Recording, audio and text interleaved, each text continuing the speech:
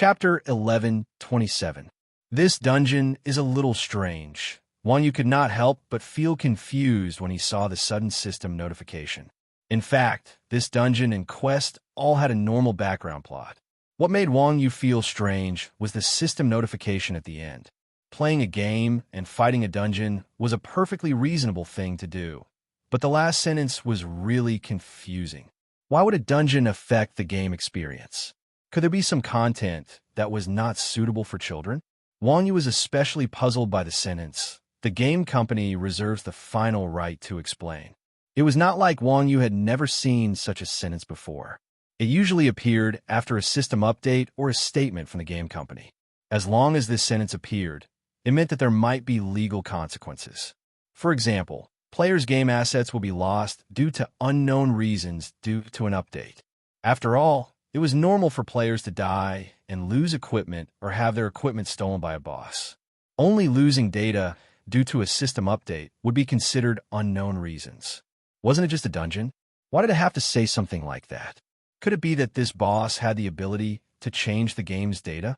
That was too F***ing ridiculous. No matter how powerful an NPC was, it couldn't open a modifier for itself. Wouldn't that be like Skynet in Terminator?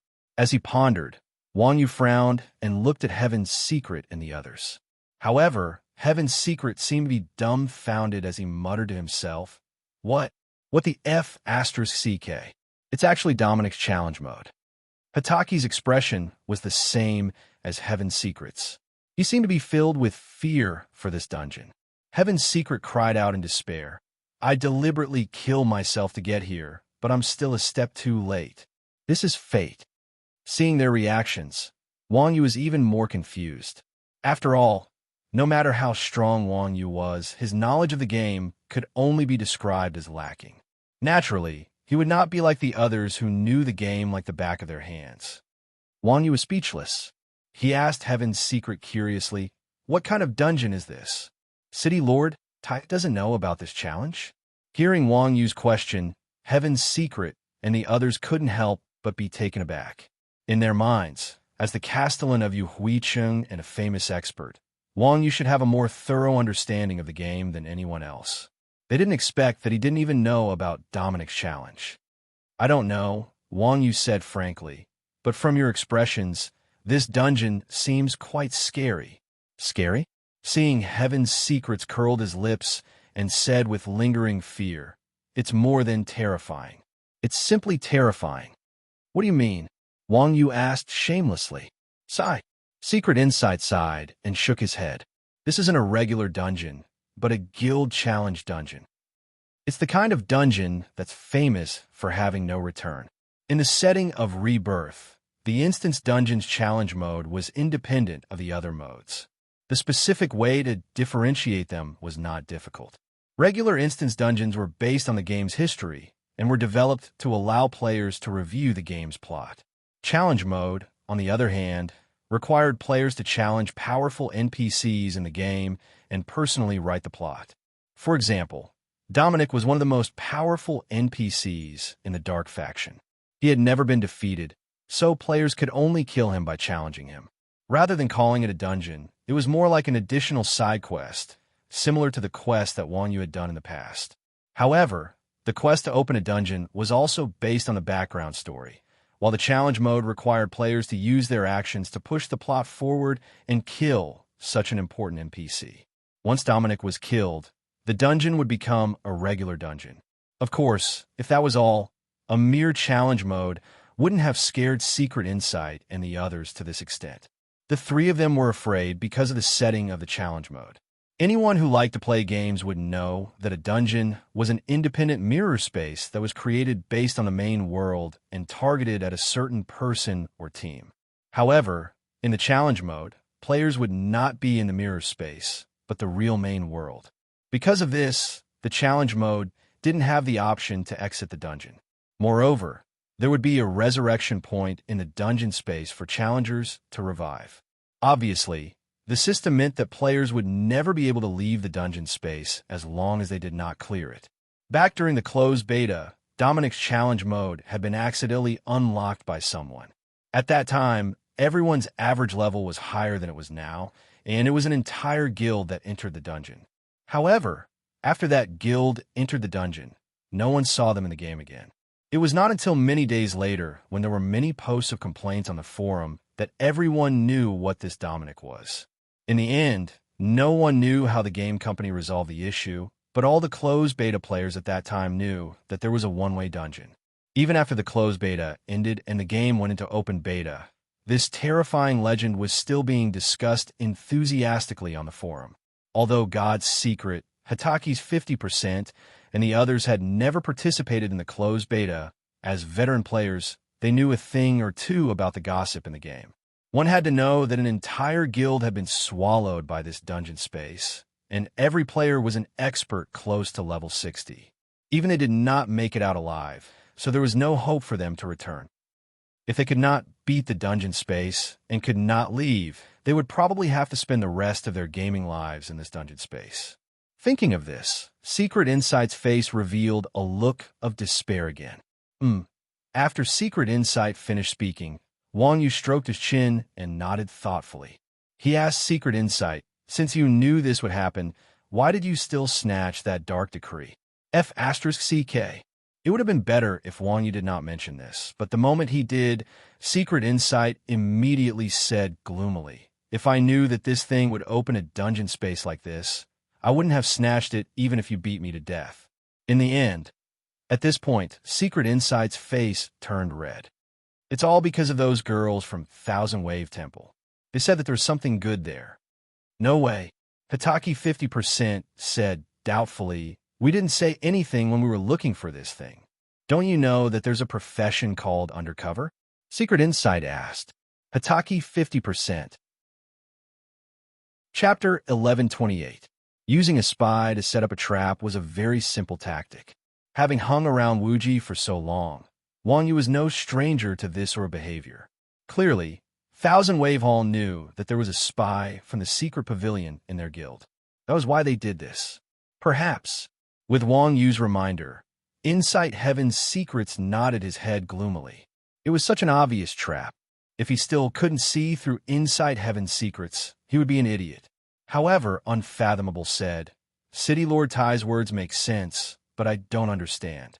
If they wanted to set up a trap for the secret pavilion, they would have given me the dark order from start. Why do they have to run? You'll have to ask the person involved. Wang Yu thought for a moment. Then, he and the secret pavilion's two fellows turned to look at Hitaki 50%. Seeing everyone looking at him, Hitaki 50% was stunned. He hurriedly waved his hands and said, I don't know. You don't know? Secret Seer asked with an unfriendly expression. You're from Thousand Wave Hall. How could you not know?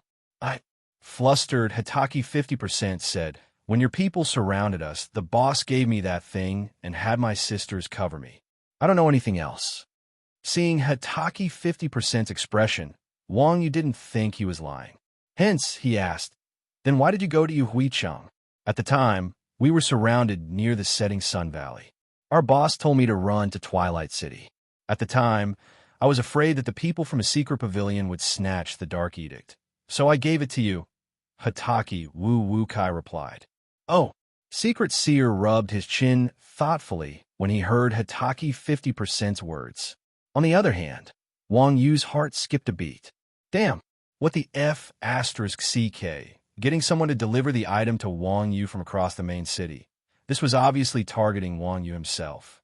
Unfathomable also noticed something amiss. Puzzled, he asked, could it be that Thousand Wave Hall's people are targeting City Lord Tai? That doesn't make sense. Heaven's Secrets also said in confusion. Yu Huicheng and Salet are separated by a faction, and there is no interaction between the two main cities. How could City Lord Tai be targeted by Thousand Wave Hall? No. Hearing this, Wang Yu said, there must be someone in the Thousand Wave Hall who knows me.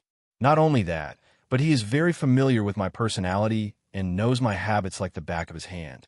This is definitely not a random guess. From Hitaki's words, it was not difficult to infer that Wang Yu was tricked into a place of no return. It was definitely premeditated. Setting Sun Valley was an advanced leveling area. Ordinary players would not stroll around there. If Yu Huicheng's players appeared there, it would definitely raise suspicions. However, it was a player from a neighboring main city who was being chased there. Everything seemed reasonable. Moreover, the other party had predicted that not only would Wang Yu not stand by and watch Hitaki 50% fight, but he would also deliver the darkness token to Salad City. Clearly, the other party had direct contact with Wang Yu and understood Wang Yu's personality.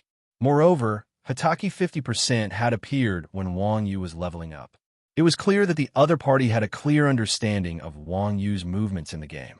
Apart from this, even Secret Seer's interference seemed to be within the other party's expectations. His strategy of anticipating the enemy's moves and linking them together seemed simple, but he was leading his target by the nose step by step. In Wang Yu's long time playing the game, Wuji was the only one who could use such underhanded methods. Moreover, Wuji and Wang Yu had been together for so long that he understood Wang Yu's personality and habits very well. Thinking about it carefully, it was extremely terrifying. That's impossible. Is Wuji so bored that he would actually trick me? At this thought, Wang Yu shook his head violently, throwing out this unreliable deduction. Wang Yu absolutely trusted Wuji. After all, Wang Yu understood Wuji as well as Wuji understood him. Doing this would not benefit Wuji at all. Putting aside their relationship, even if Wang Yu was a passerby, Wuji would not use his brain on Wang Yu. Who is it and why? For a moment, Wang Yu was even more conflicted. Secret Seer exclaimed gloomily, F***CK? If that's the case, then they're not targeting us. We've been tricked. No, I have to write the word injustice on the wall to express my feelings. Tricked? Wang Yu said calmly. That can't be. It's obvious that the other party is targeting you as well. Targeting us? Secret Seer asked. Why do you say that? Wang Yu said calmly. Because before you came to the resurrection point, I had the Dark Order in my hands. If the Thousand Wave Temple was only targeting me, they would have made their move then. Why would they wait for you to come and mess things up? It looks like they predicted that you would come, so they specifically waited for us to make our deal. They wanted to catch both of us in one fell swoop. Yes. That's it. Just as Wang Yu finished speaking, Secret Seer suddenly exclaimed as if he had thought of something. I met a few people on the way to the resurrection point. One of them also said something along the lines of catching both of us in one fell swoop. Oh, Wang Yu asked, who was it? I didn't see it clearly, but the person I fought wasn't weak. He had a curly mustache, Secret Seer said. Mustache? Wang Yu frowned thoughtfully. He seemed to have seen such a person somewhere before. Then what did they say? Secret Seer also asked. Secret Seer said, I didn't understand the specifics, but they roughly said that as long as you have the Dark Order in your hands, you'll definitely be able to catch all of them in one fell swoop. At that time, there were many of them, and they were all quite skilled.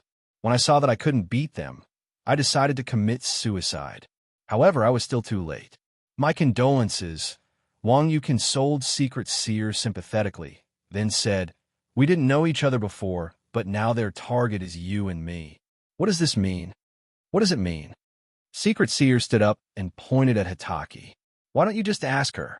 After saying that, Secret Seer took out his dagger and walked up to Hitaki with an unfriendly expression. He said fiercely, Tell me, what are you ugly, black-hearted people up to? Do you see the resurrection point over there? I'm bored anyway, so I don't mind killing you for fun. Seeing this, Hitaki 5-5 opened said in horror, I don't know. I'm just a normal player in the guild responsible for sweeping the floor. I do whatever the boss tells me to do. I don't have the right to know her secrets. Sweeping players were a type of professional players, slightly higher than gold collectors. Their main job was to lure monsters, then transport the equipment obtained by other players to the city and bring back potions for the other players in the party. This way, they could reduce the time that players had to travel back and forth to level up, increasing the efficiency of leveling up. The characteristics of sweeping players were also very obvious. They were weak and fast. In order to lure monsters, they had to be long-range classes, and most of them were archers. Hitaki's 50-50 chance was completely in line with the characteristics of sweeping players. Wang Yu had also been a gold collector before, so he knew that these low-level professional players had a tough life. When he saw Hitaki's 50-50 chance and remembered how the boss had scolded her in the city, Wang Yu couldn't help but feel that they were both in the same boat. All right, don't force her. How could she know? Wang Yu waved his hand and stopped Secret Seer. Secret Seer asked in disbelief, City Lord Tai, she's the culprit who got us into this place. You believe her? It's not a question of whether I believe her or not. Wang Yu said, you also know that there's no way out of this place. If she knew everything, she wouldn't have been locked up with us. Secret Seer was stunned when he heard that, and then he put away his dagger. Indeed, everyone played games for fun. Being locked up in this dungeon was equivalent to being imprisoned for life. There was no fun in that. Any normal person would not make such a huge sacrifice. As for professional players, it was even more impossible. The game was a world where people could get rich at any time. Although the salary of sweeping players wasn't high, it was still a stable income. If one day they managed to get a godly item, they would become rich. Naturally, they wouldn't kill the goose that laid the golden eggs for the sake of a small profit. Hitaki's eyes were filled with gratitude when she saw that Wang Yu chose to believe her. She whispered, Brother Iron Ox, although I don't know what the boss means, I don't think they're targeting you. Not attacking Hitaki didn't mean that he had nothing against her. Secret Seer was immediately displeased when he heard that. He curled his lips and said, That's interesting. If they weren't targeting us, they would have locked us up. If they didn't want to see us, they could have just left. Why would they use such a method to imprison us? Are you still trying to clear your master's name at a time like this? I didn't. Hitaki resisted weakly and lowered her head. When Wang Yu heard their words, his eyes suddenly lit up. Little Five should be right. The Demon King fungus doesn't seem to be targeting us. Then why? Secret Seer was dumbfounded. If they weren't targeting them, they would be sentenced to life imprisonment. If they were targeting them, wouldn't they be looking for a GM to ban their accounts? Wang Yu said calmly, I'm guessing they're targeting others. They're afraid that we'll cause trouble, so they locked us up. Big brother, we're in different camps. Do we have any common acquaintances? Secret Seer asked. Wang Yu said, I don't know how many people you know, but I'm only familiar with Chuanjin's group. I'm not familiar with the gods of Chuanjin either. Secret Seer muttered, Why do you have to lock me up? Wang Yu thought about it and said, Locking you up should be a preventive measure. Chapter 1129. Piracy Detected. Wang Yu knew better than anyone what kind of person Chuanjin was. These fellows believed that the enemy of their enemy was their comrade. As long as they had a common enemy, let alone a stranger, even an enemy like Dugu Jiuqiang could be pulled into their trenches. It was obvious that the other side understood Chuanjin's style quite well. In fact, they were quite afraid of Chuanjin's unscrupulous attempts to rope in comrades in arms. In Salat City, the secret pavilion was the sole power. If there weren't any conflicts of interest, they wouldn't bother with a small guild like Thousand Wave Temple. Yet, the other side had still resolutely locked Heaven's secret in. It was clear just how much of a shadow Chuanjin had left in their hearts. Needless to say, Wang Yu himself was even more impressive. Although it was a bit strange to boast that he could solo 10,000, his strength was publicly acknowledged. In the game, experts weren't limited to how many players of the same level they could fight, but how many opponents they could pin down. A top-tier expert like Chuanjin could pin down several dozen ordinary players with ease, let alone Wang Yu. Not only was Wang Yu strong, but he could also run like a rabbit. Not only did he know Qigong, but he could also fly. He was like a slippery loach. If he wanted to, nobody could catch him. Such an expert could pin down 1,000 players without a problem. Over 1,000 players was not a small number, let alone an ordinary group fight. Even an ordinary guild fight would only have over 1,000 players. With Wang Yu's existence, she would be able to control the flow of the battle. Hence, unless these two factors were removed, the other side definitely wouldn't dare to attack Chuanjin. With how big the game was, there were plenty of people who could confidently guarantee that they could hold down the secret pavilion. However, not a single one could guarantee that they could pin down Wang Yu. In order to get rid of these two unstable factors, the only way was to trap Wang Yu and all-seeing Heaven's secret in a special scenario, just like what they were doing now. Of course, While the other party's actions might seem safe, taking the initiative to strike against the secret pavilion would also expose Thousand Wave Hall. However, without an unstable factor like Wang Yu and the secret pavilion, it did not matter if they exposed themselves. After all, once they took action, they would be exposed sooner or later. Holy shit, what a treacherous fellow. After hearing Wang Yu's explanation, Heavenly Secret's insight and Heavenly Secret's unfathomable couldn't help but suck in a breath of cold air. Then, they asked Wang Yu in shock, City Lord Tai, just who is this powerful enemy? Since they were so cunning and dared to attack Chuanjin's enemies were probably not ordinary people. Although there were many players in the game, only a small portion of the experts were experts. Filtering enemies from a small portion of the players was not a large range. Unexpectedly, Wang Yu shook his head and said, Chuanjin has so many enemies, I don't know. F***CK. When the two heard this, they instantly fell apart. As expected of the infamous Chuanjin. As expected, they had enemies all over the world. They had so many experts that they couldn't even count them. What was a god? This was a god. Immediately after, Wang Yu said, Don't worry about who the enemy is. Our main task now is to clear the dungeon. Otherwise, those guys from Chuanjin will be in danger. Clear the dungeon? Heavenly Secret's insight and Heavenly Secrets were stunned once more. With just 4 people, including a basically negligible floor sweeping player, they wanted to clear a dungeon that even the big guilds could not clear. It seemed that this man was the true god of Chuanjin. Yu Huicheng, Han's Tavern. Taverns had always been a place frequented by couples in the game. After all, judging from the name, taverns were the closest places to hotels. Bringing a girl to drink was also a very metaphorical hint. For the purpose of educating people, Uncle Neo did not encourage girls to drink with others. After all, people's hearts were complicated, and it was not uncommon to see people drugging alcohol. If it was voluntary, then Uncle Neo did not say anything. Moreover, there was no lack of lecherous scum like Wuji in the tavern. As usual, Wuji inherited the arrogant and despotic style of Chuanjin. He sat in the most conspicuous spot in the tavern, holding a cheap glass of wine, and his eyes swept over the female players who came and went without a care. The saying, the drunkard has ulterior motives, was used to describe people like Wuji. After all, this was the system's shop. If you wanted a 10-cent bottle of wine, you could sit from morning to night. As long as you did not finish it, the boss would not care. Everyone had a bit of anger. Their female companion was being stared at like a hoodlum, and anyone would be unhappy. However, whenever someone tried to teach Wuji a lesson, the eye-catching yin-yang fish emblem on Wuji's chest would cause those who try to show their faces in front of Wuji to back off. The yin-yang fish represented Chuanjin. The priest sitting in front of them was obviously the supreme leader of Chuanjin. In Yu Huicheng, this represented a taboo.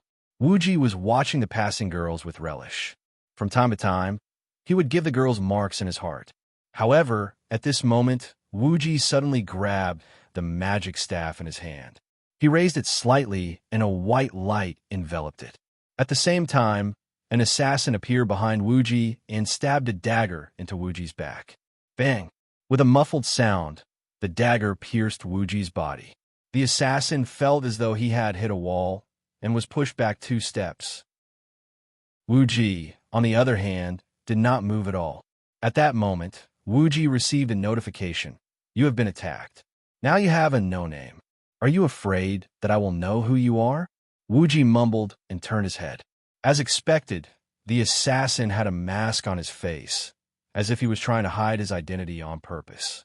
At this moment, the assassin looked at Wuji in shock and said, It's the Holy Light Shield.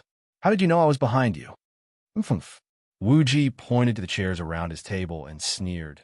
Big brother, the number of people who want to kill me is more than the number of people you've ever met. Do you think I'll be unguarded sitting here? The assassin looked at the chair that Wuji had kicked over and was speechless. Then, he said disdainfully, Looks like you're quite careful. But so what? You're just a priest. I can easily kill you. Ha! Wuji smiled and raised a wine glass in his hand. He looked at the assassin through the glass and said, Violence can't solve problems. Believe it or not, you can't even touch me. Bulsh asterisk T. Hearing Wuji's words, the assassin seemed to have been greatly insulted. With a furious roar, he raised his dagger and pounced at Wuji again. The corner of Wuji's mouth curled into a smile. With a flick of his hand, the wine glass flew out. Seeing that Wuji had actually thrown the wine glass at him, the assassin subconsciously waved his hand and smashed the wine glass with his dagger. Before the assassin could reach Wuji, the owner of the tavern had teleported at an absolute speed and hugged the assassin. With a bitter face, he said, "Sir, this is a small business. You can't do this." The assassin was immediately dumbfounded. Chapter 1130.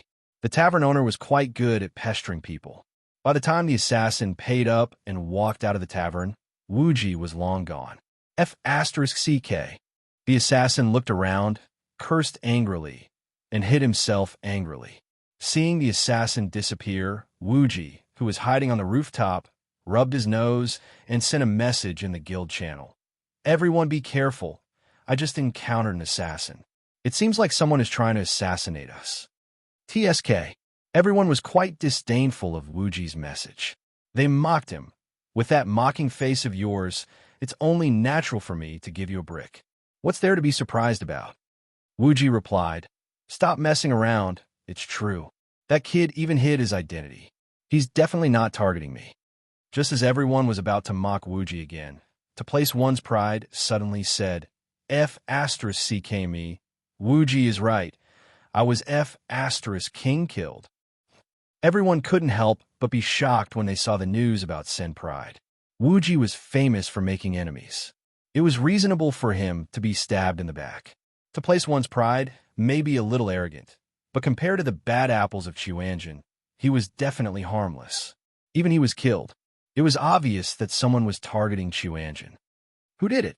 Everyone asked after recovering from their shock. "I don't know." To place one's pride said in embarrassment, "I saw a young lady being bullied. I wanted to be a hero and save the damsel in distress, but I was strangely stabbed to death from behind." Hero and save the damsel in distress? Everyone was speechless. It wasn't like they could do that in the game. Everyone's desires were basically focused on the best equipment and items. Bullying a young lady for no reason was obviously a trap. Even Wang Yu, who was a pure noob in the game, wouldn't take the initiative to interfere when she saw this kind of thing when she was out strolling. There was no law in the game at all. The world was much more treacherous than the real world. To place one's pride, this brat, he really thought of himself as a hero. His mind was filled with unrealistic fantasies. Wuji lamented his misfortune and asked angrily, "Who the hell taught you all this nonsense?" Brother Chun, to place one's pride, looked aggrieved. Chun Xiang was speechless. He covered his face and sighed. "Naughty brat, you're such an embarrassment. Hurry up and leave the group." Just as everyone was lecturing to place one's pride, another message suddenly flashed in the channel. I was also killed." Everyone hurriedly took a closer look at the message. The person who had sent the message was Ling Longming. At that moment, the young lady seemed to be in a dream and had a completely confused look on her face. "How did you die?" Seeing Exquisite Dream's message, everyone hurriedly asked. Exquisite Dream said, "I was strolling around the trade street and saw a small stall selling accessories. So, I went over to look for treasures. Then, I mysteriously died." Fine, women were women after all. No matter where they went, they couldn't change their habit of looking for treasures. It seemed like those assassins had been watching her for a long time. "Chop off your hand." While everyone was criticizing Exquisite Dream, they subconsciously looked around their surroundings. Not long after, Ming Jian Daoxue also sent a message. "I was ambushed. I didn't manage to escape." "What happened to you?" "I went to collect materials from Ming Ji. On the way back, I was blocked by someone." F***CK. It wasn't just Wuji's group of 4. Soon after, the rest of Chuanjin's group were also ambushed or assassinated.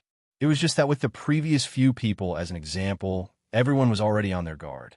That was why the assassins didn't succeed. However, in this short period of time, the members of Chuanjin's group were ambushed one after another. Moreover, 3 of them were killed. For a moment, the members of Chuanjin's group could not help but feel anxious. Fortunately, the members of Chuanjin's group had rich experience in being ambushed. They knew that in this situation, staying still was the safest. Therefore, the first thing they did after the assassination was to return to the guild office. "Is everyone here yet?" In the guild office of Chuanjin's group, Wuji looked around and asked. "It seems like Uncle Neo isn't here yet." To place one's pride, raised his hand. "That's right. When we were ambushed just now, I didn't see Old Cow say anything." Hearing to place one's pride's words, the others suddenly came to a realization. Mingdu curled his lips and said, "Tisich, Old Cow doesn't need you guys to worry about him. Who the F *CK would dare to find trouble with Old Cow?" "That's true." Everyone nodded. However, Wuji frowned and said, "If anyone is looking for trouble with him, he should at least say something, right? Why is it so quiet today? Is he not online?" As he said that, Wuji opened his friend's list and saw Wang Yu's name brightly lit up. Why isn't he talking when he's online? Puzzled, Wuji sent a message over. "Old Cow, come to the meeting." However, the system replied very considerately, "Sorry, the user you have dialed is not in the service area." Not in the service area? Seeing this, Wuji frowned. Then he said to everyone, "Old Cow seems to be doing a mission. Since that's the case, let's discuss among ourselves. Anyway, he doesn't need us to worry about him." That's right, that's right," the others echoed. It would be great if they all went to kill Old Cow. Everyone in Chuanjin had a superstitious belief in Wang Yu's strength. If these assassins dared to launch a sneak attack on Wang Yu, it was guaranteed that none of them would return alive. Getting back to the main topic, Chunxiang first asked Wuji, "Wuji, tell me, what's going on this time?"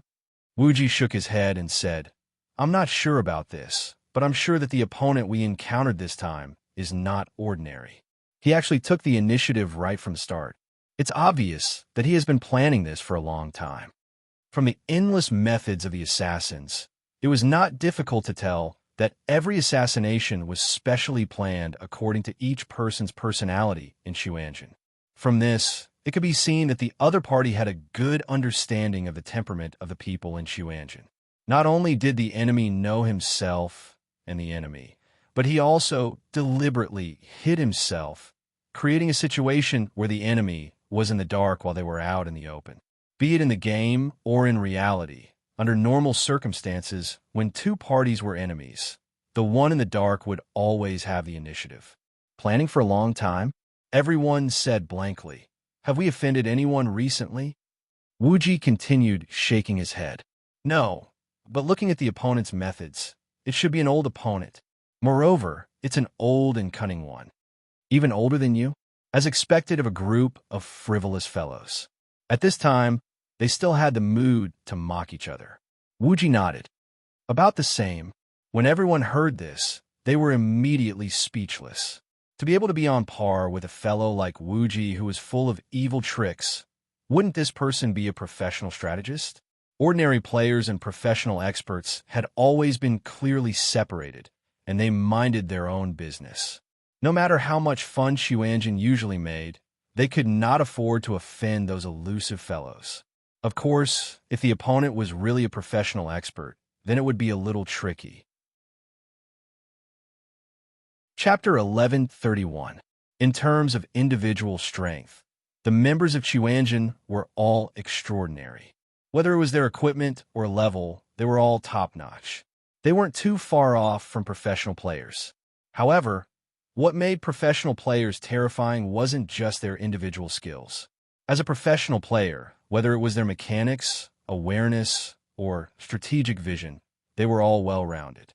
In comparison, the members of Chuanjin were only considered professional at killing and stealing bosses. The most terrifying thing about professional players was their immersion in PvP, which was something that ordinary players couldn't hope to achieve. Professional players knew the skills of every class in the game like the back of their hands. How to maximize the effects of their skills through teamwork and what tactics to use to maximize the team's combat strength were topics that they studied every day. After all, professional players' time was limited. Things like equipment and items would be delivered to them. In comparison, ordinary players would spend most of their time gathering materials and equipment in the same amount of time. Apart from those who were crazy about PvP, they avoided PvP as much as possible. There was no need to deliberately study PvP strategies. Some players who were addicted to PvE didn't even know how to PvP. Although the members of Chuanjin had rich PvP experience, that was just experience. Compared to professional players, they were far from professional. If the opponent was really a professional player, things wouldn't be so simple. Enough. Don't think too much. Seeing that everyone was a little uneasy, Wuji said, "Don't worry about whether he's a professional player or not. We can't just sit here and wait for death."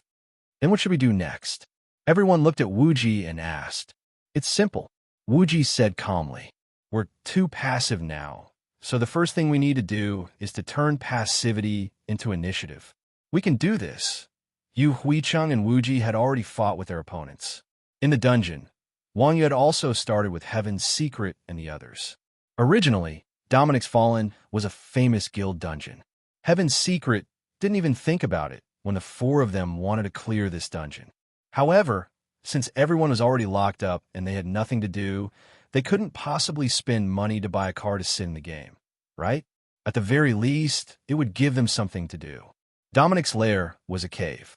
As a giant dragon, Dominic's lair was naturally quite large.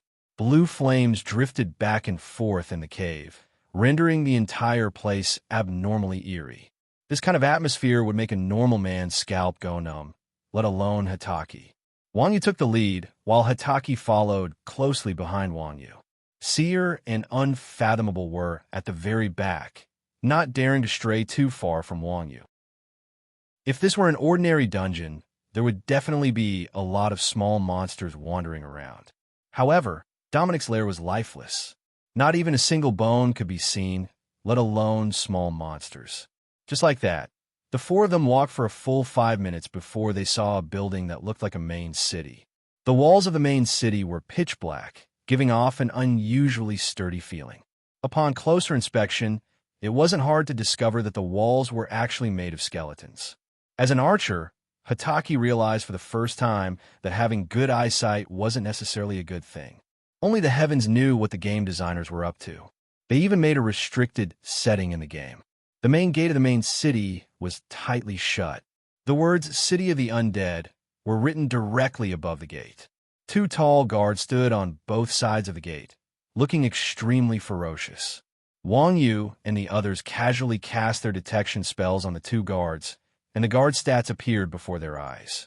Undead Lord Husmer, LV70, Dark Gold Boss, Elite, HP, 8000000 MP, 2000000 skills. Undead Harvest, Undead Blast, Warrior Proficiency Innate Skill, Live and Die Together Background Introduction. During his life, he was the supreme ruler of the reborn continent's 6th empire. He was also a powerful warrior. When the darkness descended, he sought the power of the undead and joined the Hell Legion. During the Apocalypse War, he was beheaded by the god of war. As an expert who once stood at the peak of the human profession, Husmer's body contained great power. After he died in battle, his body was resurrected by the necromancer Tyran as a servant. Undead Witch Lord Buzzrick, LV70, Dark Old Boss, Elite, HP, 2000000 MP, 8000000 skills. Undead Him, Summon of the Undead, Witchcraft Proficiency Innate Abilities, Live and Die Together Background Introduction. During his life, he was the marshal of the reborn continent's 6th empire. He was also a powerful witchcraft master. When the darkness descended, he sought the power of the undead and joined the Hell Legion with his brother. During the Apocalypse War, he was shot through the heart by a demon hunter and died. As an expert who once stood at the peak of the human profession, Buzzrick's body contained great power. After he died in battle, his body was resurrected by the necromancer Tyran as a servant. F*CK, F*CK, F*CK, F*CK, F*CK, F*CK.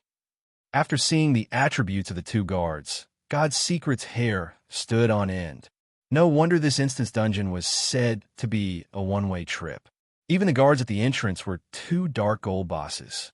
How the hell were they supposed to fight? Wouldn't they just be throwing their lives away? Thinking of this, God's secret tugged on Wang Yu's shirt and whispered, "City Lord Tai, let's go back." Go back? Why do we have to go back? Wang Yu asked in confusion.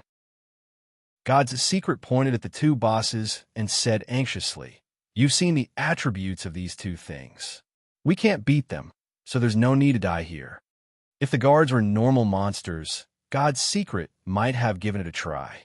However, the two bosses standing at the entrance were quite intimidating. Although dying in challenge mode would only cost 1% EXP, dying in an instance dungeon would still damage equipment. If you lost all your levels, you could level up again, but if your equipment was destroyed, it would be gone forever. How could Wang Yu not know what God's secret was thinking? He smiled and said, "You're just afraid of losing your equipment. Anyway, if we can't beat this instance dungeon, we can't leave. What's the use of your equipment?" This. God's secret's face turned red. One day, the players outside will have the ability to clear this instance dungeon. Hee hee. Wang Yu laughed coldly. When that day comes, your equipment will be worthless and your guild will belong to someone else. You might as well die. God's secret was speechless. He sighed and said, "All right then, it's hard to predict. Let's start." Chapter 1132. Luring Monsters? Are you an archer? Wang Yu looked at Unpredictable with interest. Only then did he remember that everyone was at the archer's resurrection point. Unpredictable's suicide actually brought him back to the archer's resurrection point. "Yes, I'm an assassin, a hidden branch." Unpredictable nodded. No wonder, no wonder. Wang Yu suddenly understood. No wonder this guy's ranged attacks were supported by the system.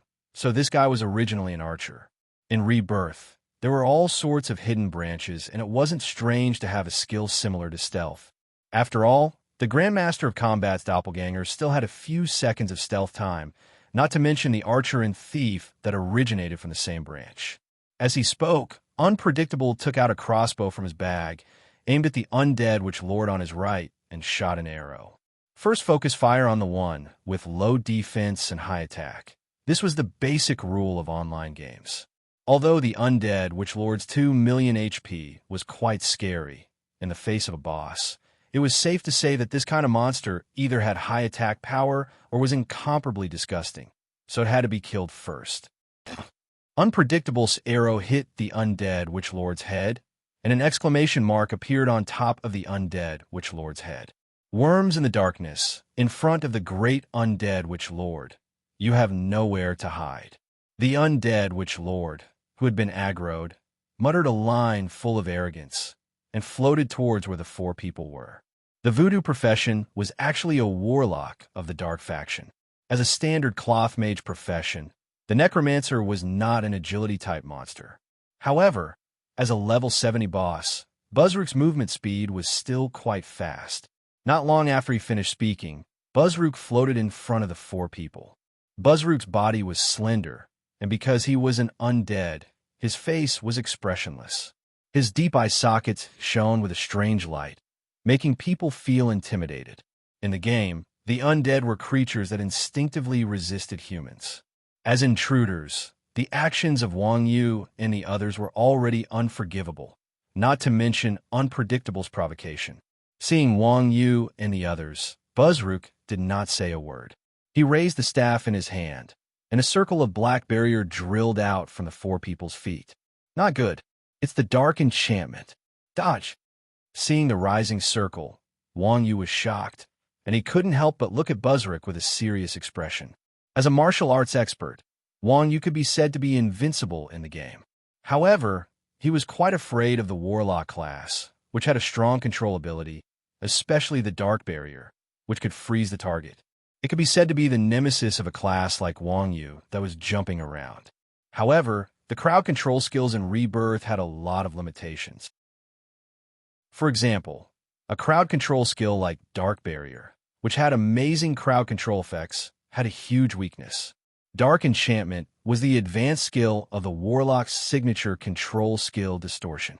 Its control range and immobilizing effect were much stronger than distortion. Therefore, the preparation time was slightly longer than distortion. If it wasn't for the opponent's heaven-defying prediction ability, it wouldn't be difficult to dodge it. Under normal circumstances, it was only suitable for group battles. Its performance in small-scale PK wasn't outstanding. However, this boss's Dark Barrier did not have any time to prepare. It was an instant cast. It had to be known that Chun Xiang, as a top expert among warlocks, was equipped with equipment that could reduce the preparation time. Even so, he could only reduce the time required for Dark Barrier to less than 1.5 seconds. Even so, Chun Xiang was able to make an existence like Wang Yu feel troubled. It could be seen how powerful the chemical reaction of the crowd control skill and instant cast was. Just thinking about it made Nye Yan's balls ache. The system was indeed shameless when it came to acting shamelessly. In the end, Wang Yu was still very agile. After a moment of surprise, Wang Yu hurriedly flashed backwards and jumped out of the range of the Dark Barrier.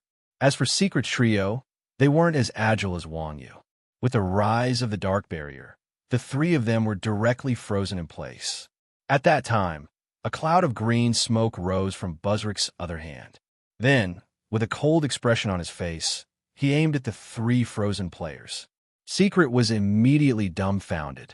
He cried out in fear in the channel, "Nyogo, hurry and save me." Poison in the hands of a player and in the hands of a boss were two completely different concepts. When players played with poison, they would at most reduce their health and defense. However, the damage of boss poison was not inferior to any attack skill. Moreover, it would also cause a large amount of damage over time. The color of the condensed poison mist became thicker and thicker. Just as Busrick was about to throw it out, Wang Yu leapt forward and used his burst fist to appear in front of Busrick. Swapping his weapon for a long staff, he took advantage of the momentum and thrust it forward. "Pah!" With a dull thud, the long stick struck Buzzrick's stiff wrist. Buzzrick shook his wrist, and the poison in his hand immediately dissipated. "Huh!" As a Dark Old Elite boss, Buzzrick's AI was clearly not weak. Seeing that Wang Yu had interrupted his skill, Buzzrick's hollow eyes froze for a moment. He immediately determined that the person in front of him was his opponent. Thus, Buzzrick pointed his staff at the trio. The ground beneath their feet loosened, and undead creatures crawled out from beneath their feet, howling as they pounced forward. Seeing such a gloomy scene and being unable to move, even though they knew it was a game, the three of them were still scared out of their wits. Secret's trio and Unfathomable were slightly better off. After all, they were all men, and their mental fortitude was relatively strong. Seeing such a terrifying scene, they only felt their scalps go numb. Hitaki Woo Kai, on the other hand, was a girl. She had never experienced such a terrifying scene before. "Save me!" Seeing that the three of them were surrounded, Wang Yu's heart tightened. He turned around to help, but at that moment, Buzzrick extended his staff and placed it in front of Wang Yu. In an extremely hoarse voice, he said, "You? My opponent."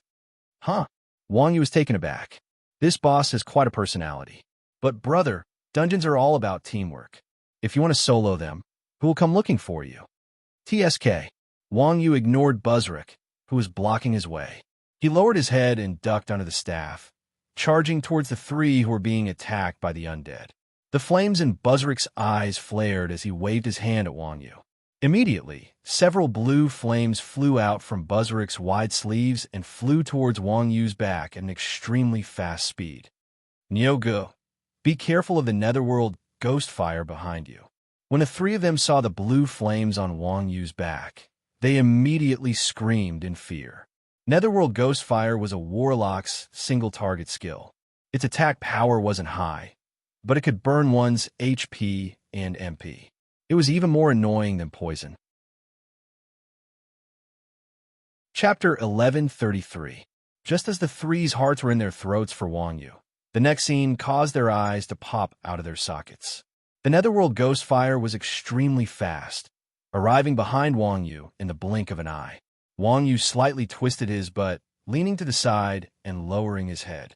Just like that, the Netherworld ghost fire from Busrick brushed past Wang Yu and Wang Yu. As if he had eyes on the back of his head, Wang Yu selfishly didn't even turn around to look. He didn't even slow down his speed as he rushed forward. The trio from Heaven's Secret were completely stunned.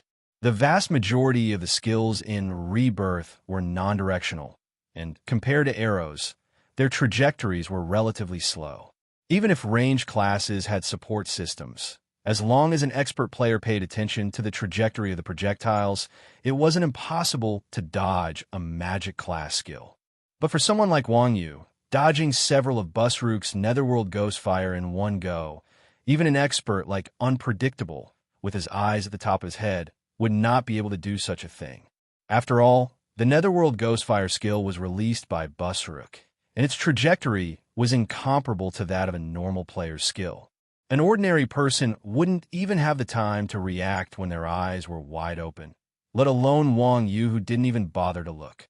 This kind of operation was simply shocking. If it hadn't happened right in front of their eyes, they definitely wouldn't have believed such nonsense. Not only the trio from Heaven's Secret, but even Busrook, who was behind Wang Yu, saw Wang Yu dodge his skill. The flames in his eye sockets flickered slightly, and he stood there, not continuing to attack Wang Yu. Although Busrook was an undead, and his face didn't have the slightest expression, everyone could clearly feel Busrook's astonishment. While everyone was still in a daze, Wang Yu had already rushed in front of Heaven's Secret trio. Fortunately, although the undead summoned by Busrook looked frightening, their attack power was only SOSO. Surrounded by a group of undead, the trio's health had only decreased by a fifth. Thunderstomp suddenly landed. A circle of lightning spread out from Wang Yu's feet. The frightening undead were knocked back by the knockback effect, and a damaged figure of 30,000 appeared above their heads.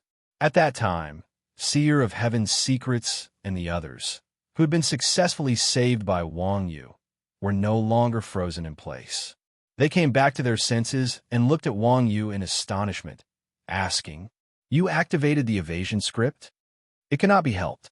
Even if everyone knew that Rebirth had a perfect anti-cheating system and that it was impossible to have cheats, they could not help but ask when they saw that step.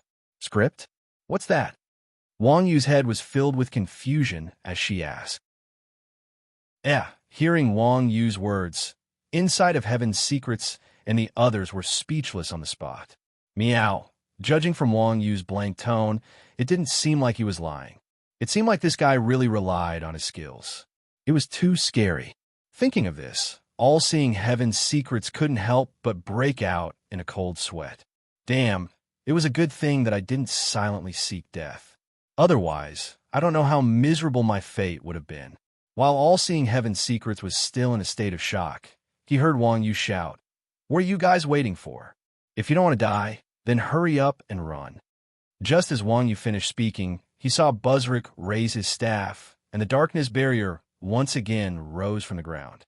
As the saying goes, learn from the mistakes of the past and the lessons of the future. Having just been frozen by Busrook once, everyone was already prepared. Seeing Busrook wave his staff, everyone immediately scattered in all directions, dodging Busrook's second dark enchantment. Not waiting for everyone to catch their breath, Busrook raised his staff and hit the ground. Whoosh! A circle of green light spread out from Busrook's body. Wang Yu was very familiar with this skill. Toxic Nova, a full-screen skill with no blind spots. However, as players of the Dark Faction, Seer of Heaven's Secrets and the others had never fought against the Scarlet Church's Unravel before, so they were puzzled when they saw this skill. What are you looking at? Get down. Wang Yu held his forehead in despair and swung his rod at the back of Hitaki's knee, who was not far away from him. A Hitaki 55 screamed in pain and fell to the ground, dodging the Toxic Nova. Unfathomable Secrets was an expert, and his reaction speed was extremely fast. Hearing Wang Yu's words, he immediately fell to the ground, dodging the attack. However, Seer of Heaven's Secrets was originally the closest to the boss, and he was wondering what kind of skill it was. Before he could react, the Toxic Nova had already spread out in front of him. Hiss! After a strange sound, Seer of Heaven's Secrets turned green from head to toe. -500. Following that, a string of damage numbers appeared above his head. as expected of a shameless boss. A level 50 assassin's HP was only around 20,000. How could God's secret withstand the damage of 500 HP per second? Even the gods couldn't save him. At first, Seer of Heaven's secrets wanted to use a potion, but seeing that his HP was dropping for a full 1,200 seconds, he simply gave up and was poisoned to death. Seer of Heaven's secrets was optimistic, thinking that after he died and resurrected, his status would be clear.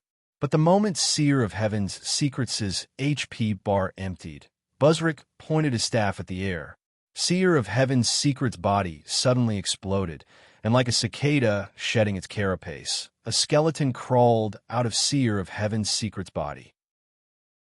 The skeleton was slender and held a dagger in its hand.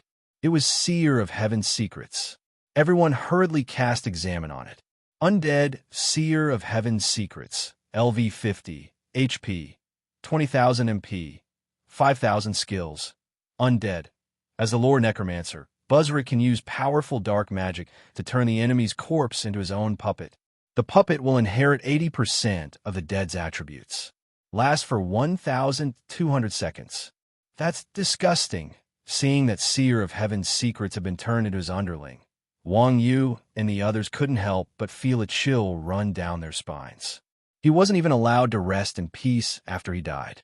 That was too horrifying. If that was the case, he might as well commit suicide. Of course, Seer of Heaven's secrets had already lost control of his body, so committing suicide was a luxury. Under Buzric's command, Seer of Heaven's secrets raised his dagger and pounced on Hataki 50%. He was an elite boss, after all, so picking on the weak was an instinctive reaction. Hataki 50%'s mechanical skills weren't very good, but he was a professional when it came to running away. Seeing Seer of Heaven's secrets pounce on him, Hataki 50% immediately retreated, and Seer of Heaven chased after him. Hataki 50% was an archer, so he had an obvious advantage in agility. Right now, Seer of Heaven's secrets only had 80% of Seer's speed, so he couldn't do anything to Hataki 50% in a short time. However, seeing Seer of Heaven's secrets in such a state, Seer of Heaven's secrets' expression became extremely ugly. Nyogo, what do we do now? Seer of Heaven asked Wang Yu. Chapter 1134. 1. No one wanted to be dragged into a fight by a boss even after death. However, they had all witnessed Buzric's strength. After fighting him for 2 rounds, everyone knew just how disgusting this boss was. In previous dungeons, although magic-based bosses had long arms and AoE skills, as magic-based bosses, their skills needed some time to cool down and cast. As long as players could figure out the boss's casting frequency and conditions, defeating a magic-based boss was relatively easy. However, Buzric was completely different from other magic-based bosses. This old bastard didn't even have the time to cast his crowd control skills, let alone his other skills. Especially after witnessing the Poison Nova's effect, as well as the fact that it could turn players into its minions, a shadow had been cast over everyone's hearts. It was no wonder why not a single guild player had been able to clear this dungeon in the past. Just Buzric's Poison Nova alone was a nightmare for players. After all, players with agility like Wang Yu and the others were few and far between. Moreover, agility classes like archers were also the minority in a guild. Once Poison Nova descended, at least half of the players would fall victim to it. When the time came, everyone would turn on each other. As a result, the more players there were, the more difficult this boss would be. From this, it could be seen that Buzric was a boss with no blind spots. His only weakness was his low health. However, it was unrealistic for players to overwhelm him with numbers. Ugh! Wang Yu rubbed his chin as he stared at Buzric, who was standing not too far away. Of course, the reason why Wang Yu was having a headache wasn't because of Buzric's disgusting skills. After all, in Wang Yu's eyes, no matter how fast Buzric's casting speed was, he was still full of openings. The reason why Wang Yu was having a headache was because, in order to save the 3 of them, Wang Yu had stabbed Buzric with his staff. However, the system had reminded Wang Yu that Buzric was already an undead, and normal attacks were ineffective against him. The system had always been shameless. The words normal attack were ambiguous. Only the heavens knew what kind of attack was not normal. Could it be that it required a light skill? At this point, Wang Yu turned to Unpredictable and asked, "Do you have any holy light skills?" The Unpredictable Heavenly Secret frowned. "Big brother, how can we learn such a treasonous skill from the dark faction?" TSK, that's not good. I might not be able to do it without a saint-type attack." Wang Yu shook his head awkwardly. "Why?" Tianji asked in a daze. Wang Yu was surprised. "You were the one who started the fight. Didn't you see the system notification?" "System notification?" Heavenly Secret's Unpredictable stared blankly. "I don't think so." Wang Yu was even more perplexed when he heard Heavenly Secret's Unpredictable say that. Heavenly Secret's Unpredictable was just an archer from the dark faction. His attacks must have been ordinary, so why was his attacks effective? Could it be? As he pondered, Wang Yu once again probed Buzruk's attributes. When he saw that Buzruk was killed by a demon hunter through the heart, Wang Yu finally understood. No wonder my attacks were ineffective. Buzruk was only afraid of archers. Understanding this, Wang Yu nodded. He shouted to Hataki 55, who was running around with Heavenly Secret's insight. "Little Five, come over here." Oh, Hataki's woo-woo kai seemed to be used to working without complaint. When he heard Wang Yu's order, he didn't ask why and ran over to where Wang Yu and Heavenly Secret's Unfathomable were. Wang Yu crushed Heavenly Secret's insight, then ordered the two of them. "Now that the boss's aggro is gone, you two stay here. I'll hold it off. Don't worry about anything else. Just follow behind me and attack the boss as hard as you can." This is the strategy you came up with? Hearing Wang Yu's simple and crude command, Unpredictable Heavenly Secrets couldn't help but sway his mind a little. He thought that Wang Yu would have some kind of brilliant idea, but he didn't expect Wang Yu to just say one sentence. Just stand there and attack as hard as you can. There wasn't even any basic requirements like coordination or positioning. We're fighting Buzruk again, not a stray dog in a beginner's village. If we just stand there and attack as hard as we can, what's the difficulty of this dungeon? Can't everyone just choose a DPS class? Okay, Wang Yu said firmly. Do you have any objections? No. Unpredictable Heavenly Secrets waved his hand. It couldn't be helped. In the game, whoever had the biggest fist had the right to speak. Otherwise, why would he be an expert? Following the footsteps of an expert was always the right thing to do. Unpredictable Heavenly Secrets had personally experienced Wang Yu's strength. In any case, no one could do anything about this annoying boss. Whatever Wang Yu said was the law. What else could they do? Since there are no objections, then let's do it. Saying so, Wang Yu clenched his fists and charged at Buzruk, who was moving toward them. Seeing Wang Yu charging at him, Buzruk expressionlessly raised his staff and was about to cast a spell. At this moment, Wang Yu swung her right hand, switching her weapon to a long staff and smashing it into Buzruk's hand. Pa! Buzruk's wrist trembled slightly, and the skill was forcibly interrupted by Wang Yu. Unpredictable Heavenly Secrets and Hataki 50/50 were once again dumbfounded. Even though they had seen Wang Yu's skills before, when they thought about Wang Yu's direct confrontation with the boss, they were still caught off guard. There was no need to say anything else. This was what a real man should be. While the two were still sighing, Wang Yu shouted, "What are you standing there for? Attack!" The two of them suddenly remembered that they had a mission, so they knocked their arrows and aimed at Buzruk. Puffed.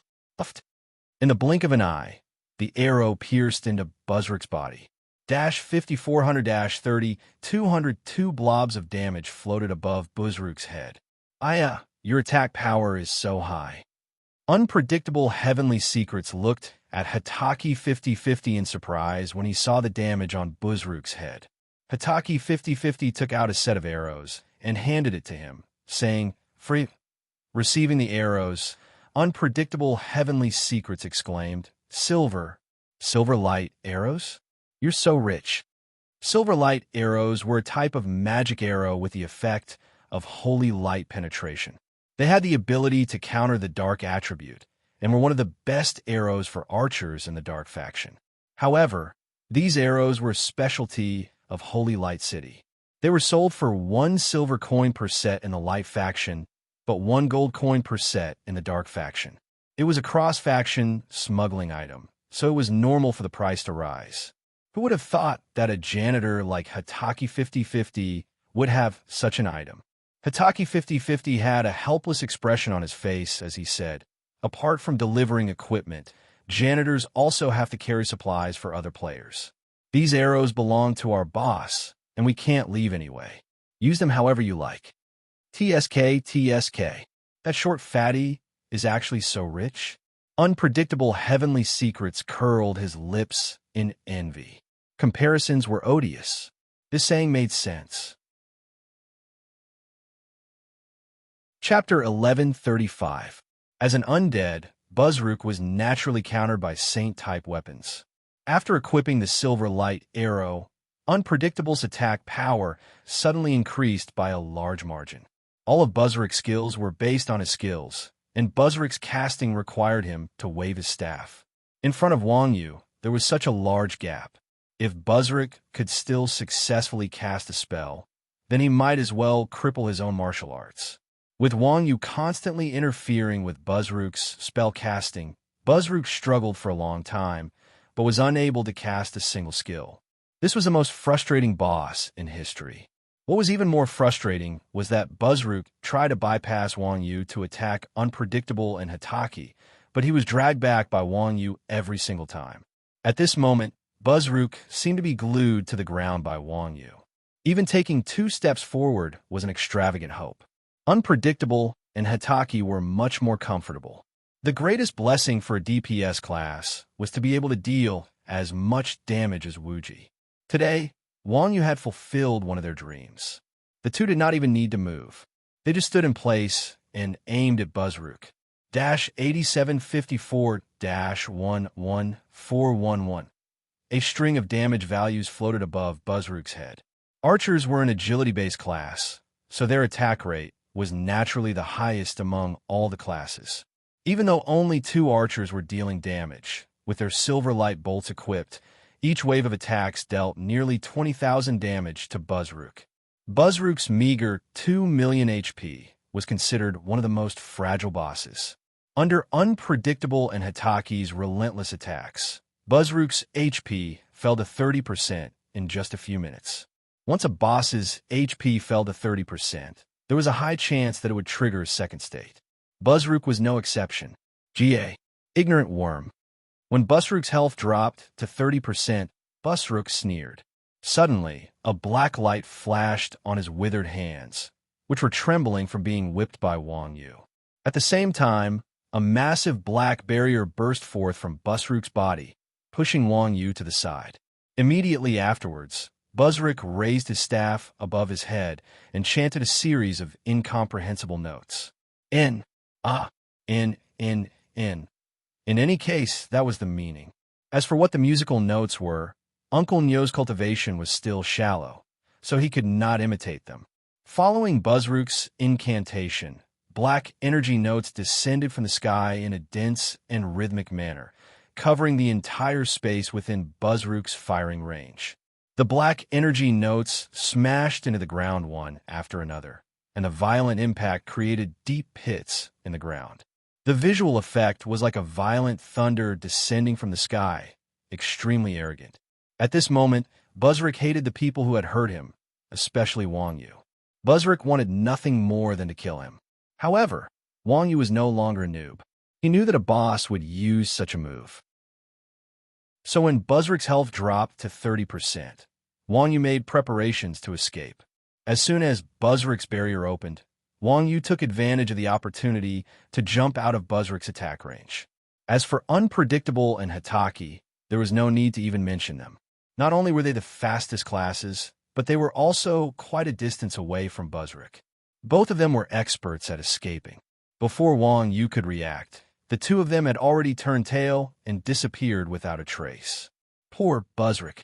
After unleashing his ultimate skill, not a single player had died. For a boss like Buzzrook, it could be said that he had thrown the boss to the extreme. Perhaps it was because the undead did not breathe, but Buzzrook's lung capacity was quite large. In one breath, He had been chanting for a full minute. Countless energy notes bombarded the ground, causing debris to fly in all directions and the earth to shatter. Wang Yu and the others were hiding in the distance, but they could feel the entire scene shaking. Finally, Buzzrick finished unleashing his ultimate skill, and the surrounding area was razed to the ground. Looking at the mess on the ground, the three of them could not help but break out in cold sweat.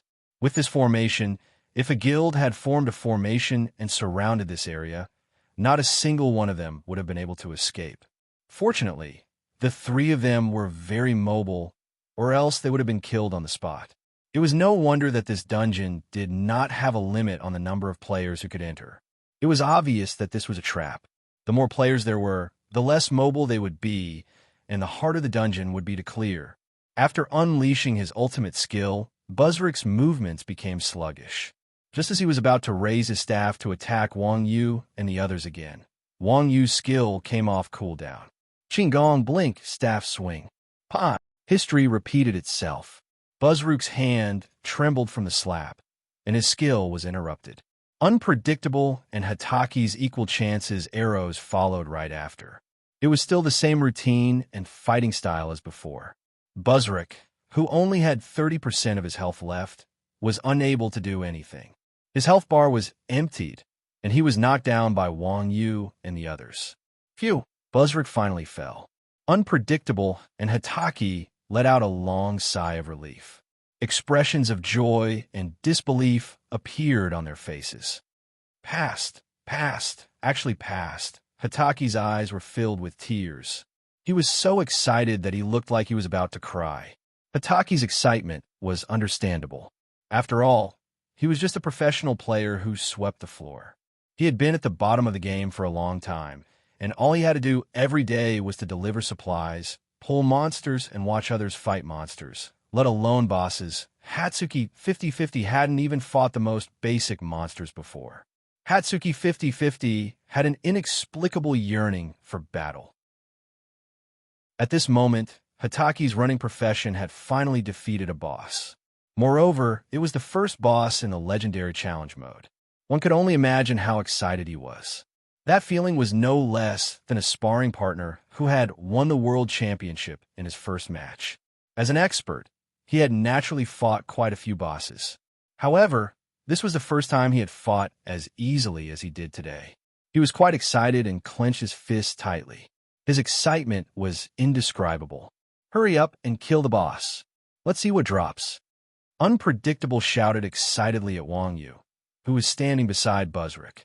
Usually, the player who killed the boss was the most important player in the team. Since Buzzrick was the first to kill the boss, it was only natural that he would drop a lot of good items. The fact that Unpredictable had given the chance to kill the boss to Wang Yu, who did not deal any damage at all, showed that Unpredictable was a kind person who acknowledged Wang Yu's contributions to the team. Of course, he did not dare to deny it, unless he wanted to die with the boss. Chapter 1136. How could this be? How could this be? Wang Yu's eyes narrowed as he abruptly did a backflip to put some distance between himself and Buzzrick's corpse. Just as Wang Yu rolled to the side, the already dead Buzzrick suddenly stood up. The health bar on his head had also recovered to its original state. The boss had actually resurrected with full health. Upon seeing this, Hataki Wu Kai and Tianji Nanji were stunned. Unpredictable fate had fought his fair share of bosses, after all, and it wasn't as if he had never seen a boss that could resurrect. After a brief moment of shock, he quickly recovered from his shock. But Hataki Wu Kai had never encountered such a situation before. Seeing Buzzrick, whom he had just killed with great difficulty, come back to life, Hataki Wu Kai gasped in horror. What's going on? Is this boss unkillable? I'm not sure. Unpredictable fate shook his head. Perhaps it's a special skill of the undead. It doesn't matter. If we can't kill it in one shot, we'll just have to try a few more times. I'm not confident that it won't die forever. Saying so, Unpredictable Fate raised his crossbow and prepared to fire again. While the two were still in a daze, Buzzrick and Wang Yu had already begun fighting. After resurrecting, Buzzrick's strength did not improve. He was still suppressed by Wang Yu, unable to use any of his skills. He could only parry Wang Yu's attacks. Under the attacks of unpredictable fate and Wang Yu, his health bar dropped at a rate visible to the naked eye. 5 minutes later, Busrick's health bar was emptied once more. However, the result was the same as before. In less than 10 seconds, he stood up again. This time, unpredictable fate was a little puzzled. Technically speaking, unpredictable fate was also an expert. After playing the game for so long, he had fought quite a few bosses that could resurrect. However, resurrection was a special skill. Although it did not have much attack power, it was not an exaggeration to call it one of the strongest skills in the game. It was comparable to the ultimate skills of any class. Of course, this kind of skill had a relatively long cooldown. Currently, all known resurrection skills had a cooldown of an hour. Therefore, even if it was a boss that could resurrect, it could only resurrect once in 5 minutes. No matter how shameless the game designers were, they wouldn't design a boss that didn't even have a cooldown. This Busrick had resurrected twice in such a short period of time. It was simply too strange. Did he have to kill the undead monarch first?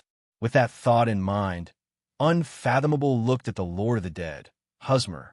Just as unpredictable fate was hesitating on whether or not to lure Husmer over, Wang Yu discussed with the other two in the channel, "This thing is a little shameless. Should we try the undead monarch first?" "All right."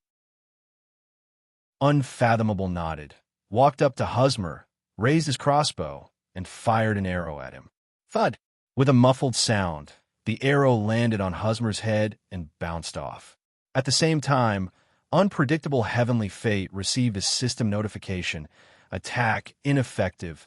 Seeing the system notification, unpredictable Tianji was speechless.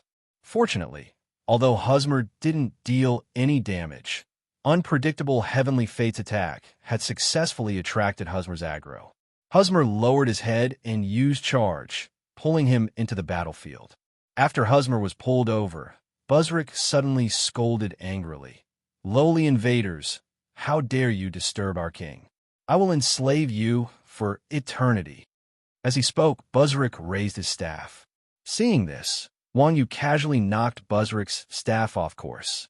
But at that moment, Busrick suddenly stretched out his withered left hand. In the blink of an eye, Wang Yu swung his staff at Busrick's left hand. Pada! Busrick's left hand fell to the ground. Strangely, Busrick's left hand sank into the ground as soon as it fell. Then, a circle of black light spread out from under Busrick's feet.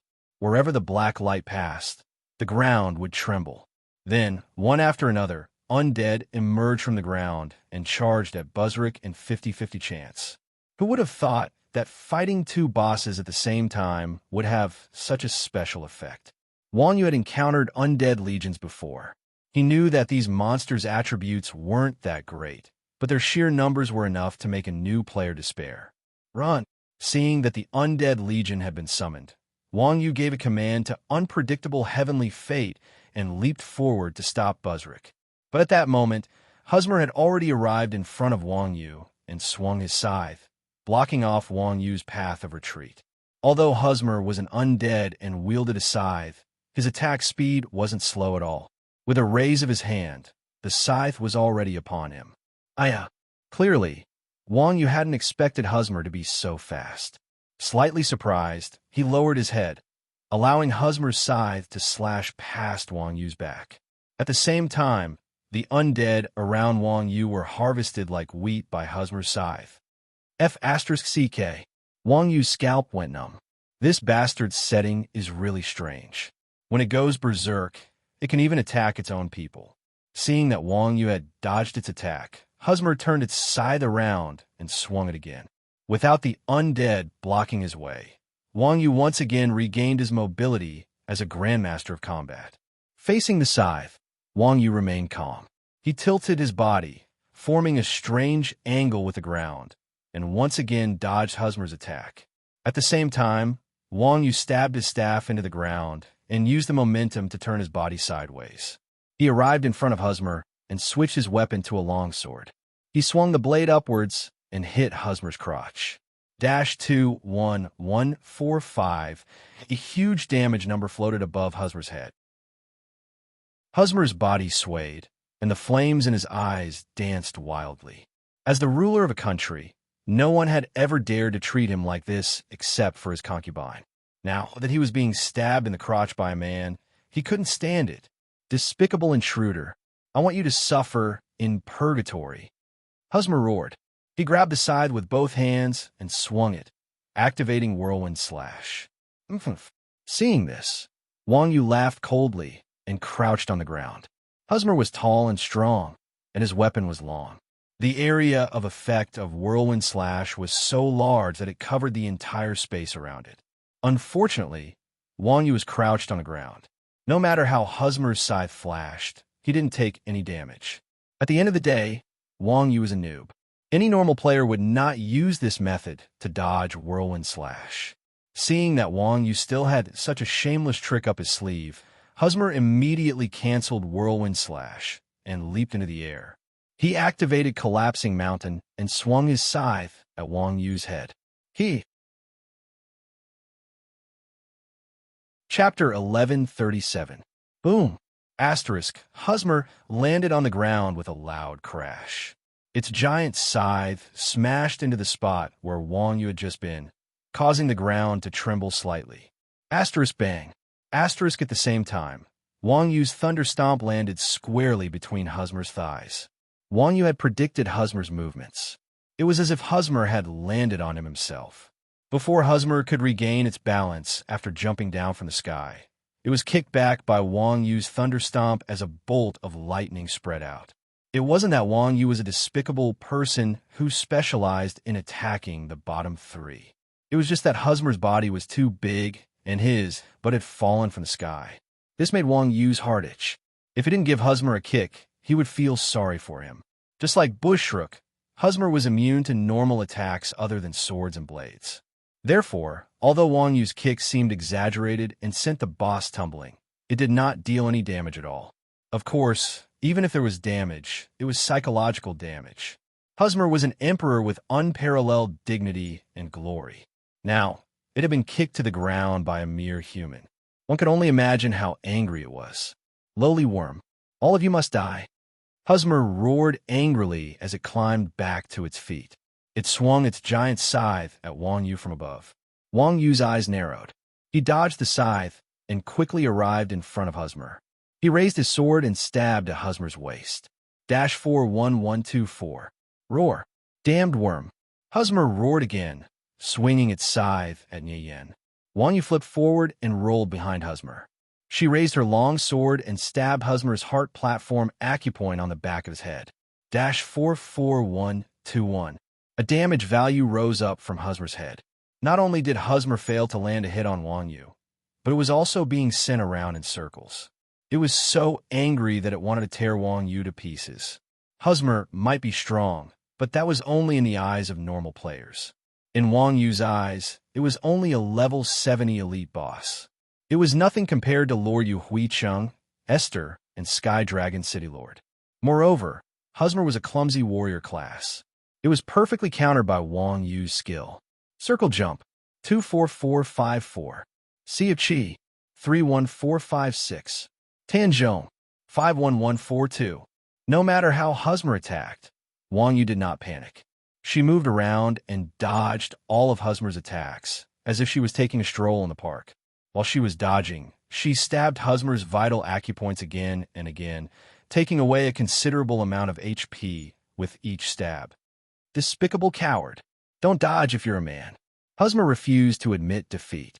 Even after being beaten to such a state, he still tried to act cool. Slash after slash? Only children would resort to such trickery.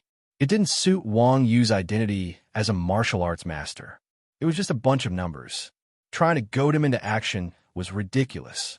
As expected of Unpredictable and Hataki, the two of them were the best at running. While Wang Yu was torturing Husmer, the two of them had led Buzzrook and the rest of the undead to run in circles around the area. Buzzrook was an agility class. Even though he was faster than Husmer, he was no match for the two archers. As for the undead, there was no need to even mention them. These fellows moved extremely slowly, and after following the two for a few steps, they would have to change directions. Some to the left, some to the right, some to the front, and some to the back. Fortunately, Wang Yu had Husmer by his side. Otherwise, the undead wouldn't be able to restrict his movements. Secret of Heaven, who had rushed to the battlefield after reviving, trembled as he stood in the distance, watching Wang Yu, who was beating up the boss by himself, and the other two players who were being chased by the boss in circles. Secret of Heaven was in a state of panic. Ow! How am I supposed to interfere? I'll just hide on the sidelines. Not knowing what to do, Hidden Insight could only hide in a corner and watch from the sidelines. He had no other choice. The most important thing in fighting a boss was rhythm. Now that the outcome of the battle had been decided, if he forcefully joined in, he would become an unstable factor. It was highly possible that he would disrupt the rhythm of the battle. Secret Insight was the guild leader of a major guild. Naturally, he understood this principle. After a few minutes, Husmer's HP dropped to 30% under Wang Yu's assault. As usual, the boss activated super armor as soon as its HP reached red. Then, Husmer swung his scythe and smashed his fist into the ground. A ring of black energy spread out from Husmer's fist. At this moment, the undead scattered around Wang Yu all stopped in unison. Their bodies began to retract. At the same time, a jumping red number appeared above their heads. 3, 2, 1, boom! As the countdown ended, there was a loud bang, and all the undead in the scene instantly exploded. These undead were scattered all over the battlefield. Moreover, they were extremely dense. The explosion radius of each undead was more than 500 meters. With so many undead exploding at the same time, there was no need to describe the scene. However, the damage was absolutely shocking. Poor Hidden Insight and half-open Hitaki were blasted into white light on the spot. Hidden Insight, who was lucky enough to avoid the disaster outside the battlefield, felt his scalp go numb when he saw this scene. Damn, these two bosses, one summoned minions and the other exploded minions. Their teamwork was absolutely disgusting. As the saying goes, attack whatever the boss summons. For example, these two bastards summoned remote control bombs. What the hell was there to fight? They would be blasted to death instantly. I told you not to try this dungeon. Everyone dies once. Now I'm satisfied. Hidden Insight curled his lips. Secrets of Heaven curled his lips and cursed inwardly. Just as he was about to return to the respawn point to reunite with the others, he suddenly noticed a shadow on Husmer's neck. Huh, what's that? Hidden Insight rubbed his eyes and took a closer look. He immediately cried out involuntarily. F***CK, that's Iron Ox riding on Husmer's neck. As Husmer was abnormally cruel to its minions, Wang Yu had very few undead on his side. Right before the explosion, Wang Yu's figure flashed and jumped onto Husmer's neck. That was how he survived. Husmer was an undead monarch. Being ridden on his neck, he had lost the last of his dignity. In its rage, Husmer shook its body, trying to shake off Wang Yu. However, Wang Yu was very steady. He clamped his legs together and firmly held onto Husmer's neck. Then, he pressed down on the crown on Husmer's head with his left hand and circled his sword around Husmer's neck with his right. Then, he tightened his grip and slashed Husmer's neck. -2700000. An unprecedented amount of damage appeared above Wang Yu's head. Undead monarch Husmer's head had been beheaded by Wang Yu. Chapter 1138. Behead.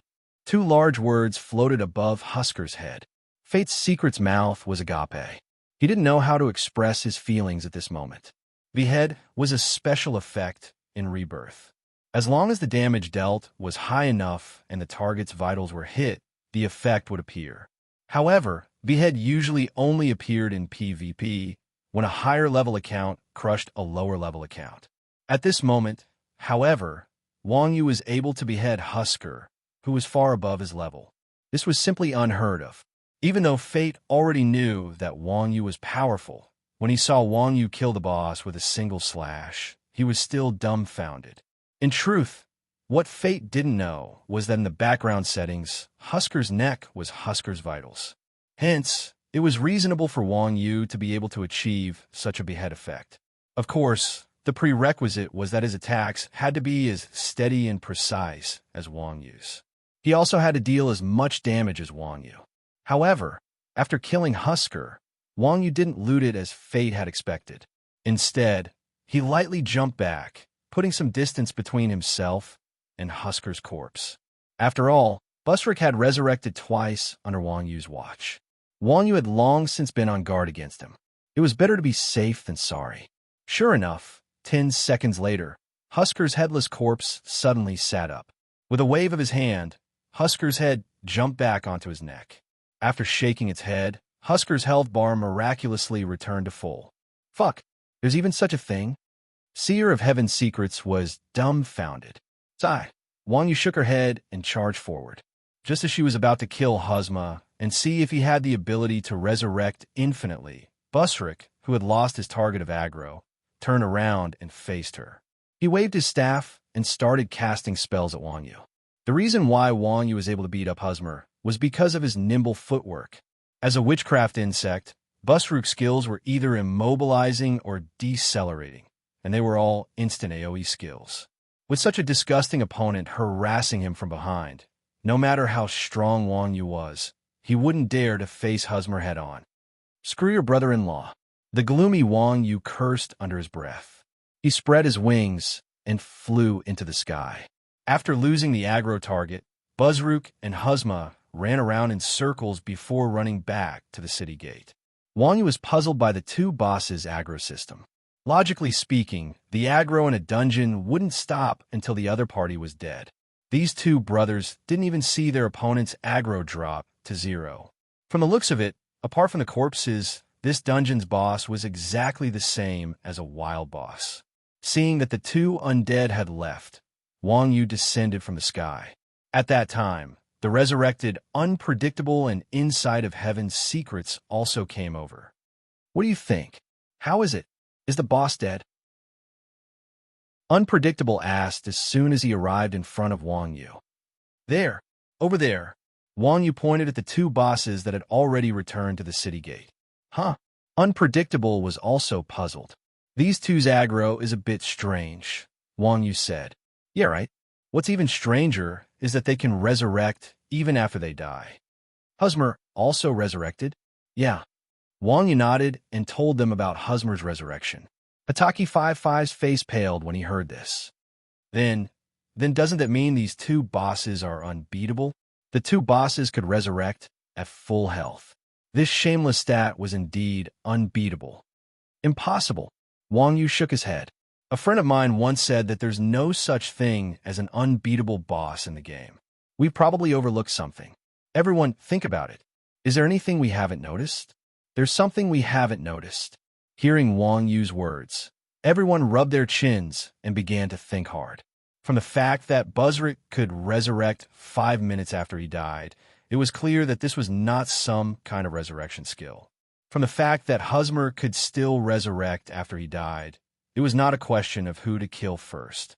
To fight a monster that could resurrect, there was nothing more to do than to look at the cooldown of the skills and the order of the kill. These two bosses had actually skipped these two conditions. It was really confusing. Just as everyone was racking their brains, inside of Heaven, who had been silent all this time, suddenly spoke up. You guys are saying that Busrick resurrected twice in a row? Yep. Everyone nodded. That's right. Inside of Heaven exclaimed. These two bosses are symbiotic. Symbiotic bosses? No wonder. The unfathomable Heavenly Secrets nodded in understanding. Symbiotic? What does that mean? Wang Yu heard this, a little confused. After all, he was a noob in the game. He was not omniscient when it came to gaming terms. Unpredictable hurriedly explained. It means that these two bosses can't die alone. They have to die together. That's right. Inside of Heaven added. Didn't you guys see these two bosses' innate skills? Live and die together. It means symbiotic. So that's what live and die together means. After listening to the two bosses' explanation, Wang Yu finally understood what was going on. Wang Yu had actually noticed this innate skill a long time ago. However, Wang Yu did not play the game much, so he did not know much about this unique boss innate skill. Therefore, he did not think too much about it. He thought that it was to show that the two bosses were brothers. Hataki was not much stronger than Wang Yu. She was also a silly girl, so it was normal that she did not notice it. As for unpredictable fate, he had been focused on dealing damage at the start. Later on, he was chased by the boss all over the place, so he did not have time to notice it. Therefore, only Inside of Heaven, who was an outsider, noticed it and thought about it. However, now that they knew how the bosses were going to die, the second problem arose. How are they going to kill the bosses? From the previous battle, it was not difficult to figure out that the two bosses had to be killed within 10 seconds to be completely dead. Therefore, it was not realistic to pull them one by one to kill them. However, if they were to pull two bosses at the same time, it would be even more difficult. Moreover, these two bosses were both elite bosses with high AI. In a situation where they were not facing a single enemy, they would definitely not focus their aggro on a single person. In this case, it was impossible for Wang Yu to pull two bosses at the same time. Among the four of them, only Wang Yu had the ability to pull Huzma's aggro. Moreover, without Wang Yu, the others were definitely not a match for Buzzrick. If the tables were turned, Wang Yu would not be able to deal any damage to Buzzrick. If he could not deal any damage, it would be impossible to kill both bosses at the same time. As a result, everyone fell into a dead end. Chapter 1139. It couldn't be helped. These two bosses were just too shameless. Apart from symbiosis, long-range fighters were immune to damage from arrows and melee fighters were immune to damage from swords and blades.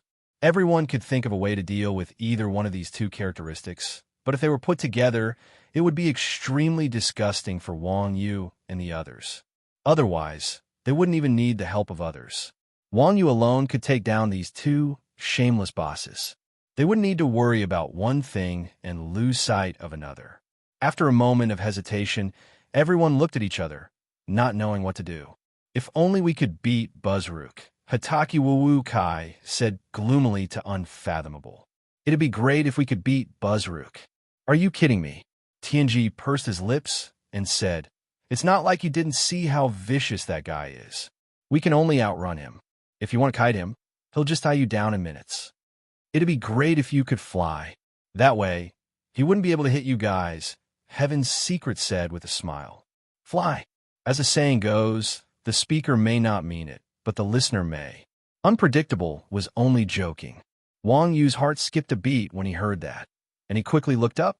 Wuji once said that clearing a dungeon was also a skill. Not only did you need to know yourself and your enemy, as well as the formation, but you also needed to know how to make use of the terrain in the dungeon.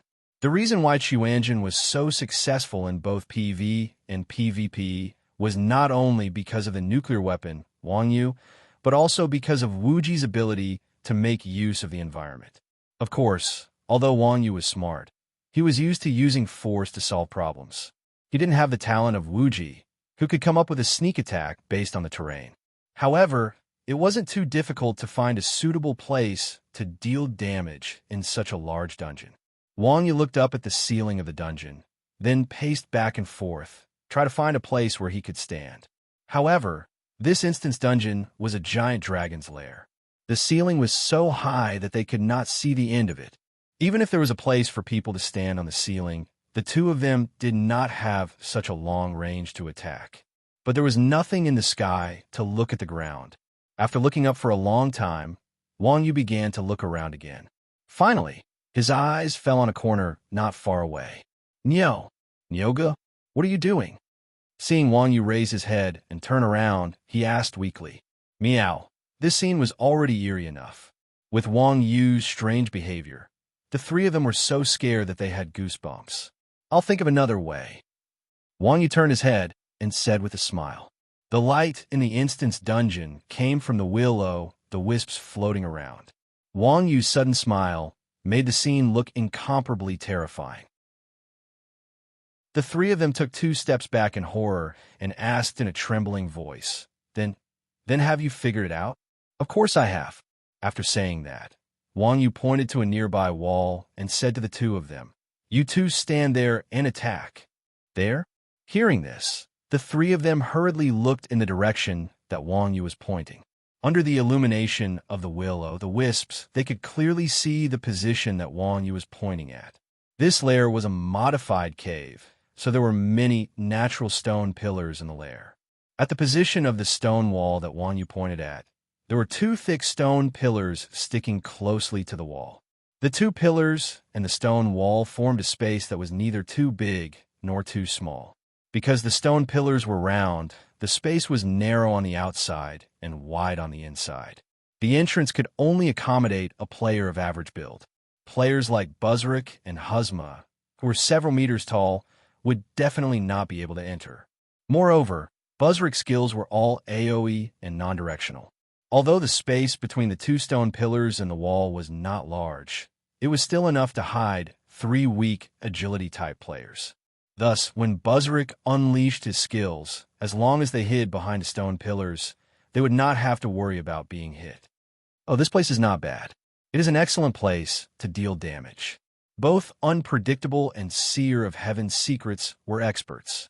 After seeing the terrain that Wang Yu was pointing at, they immediately understood what Wang Yu meant, and their faces lit up with joy. Seer of Heaven's Secrets let out a sigh of relief and said, "This kind of terrain is suitable for archers to deal damage. It seems that I have nothing to do this time." "In your dreams," Wang Yu retorted. "Don't even think about slacking off." Hearing Wang Yu's words, Seer of Heaven's Secret's face turned green. "I don't dare to stand against Huzma." No matter how weak Huzma was against Wang Yu, it was still a boss. No normal person would dare to compare themselves to Wang Yu. "Who told you to stand against Huzma?" Wang Yu laughed. "Go tank the boss." "Tank Buzrick?" Seer of Heaven's Secrets cried. "No go. We've been through thick and thin together. Why are you still holding a grudge against me?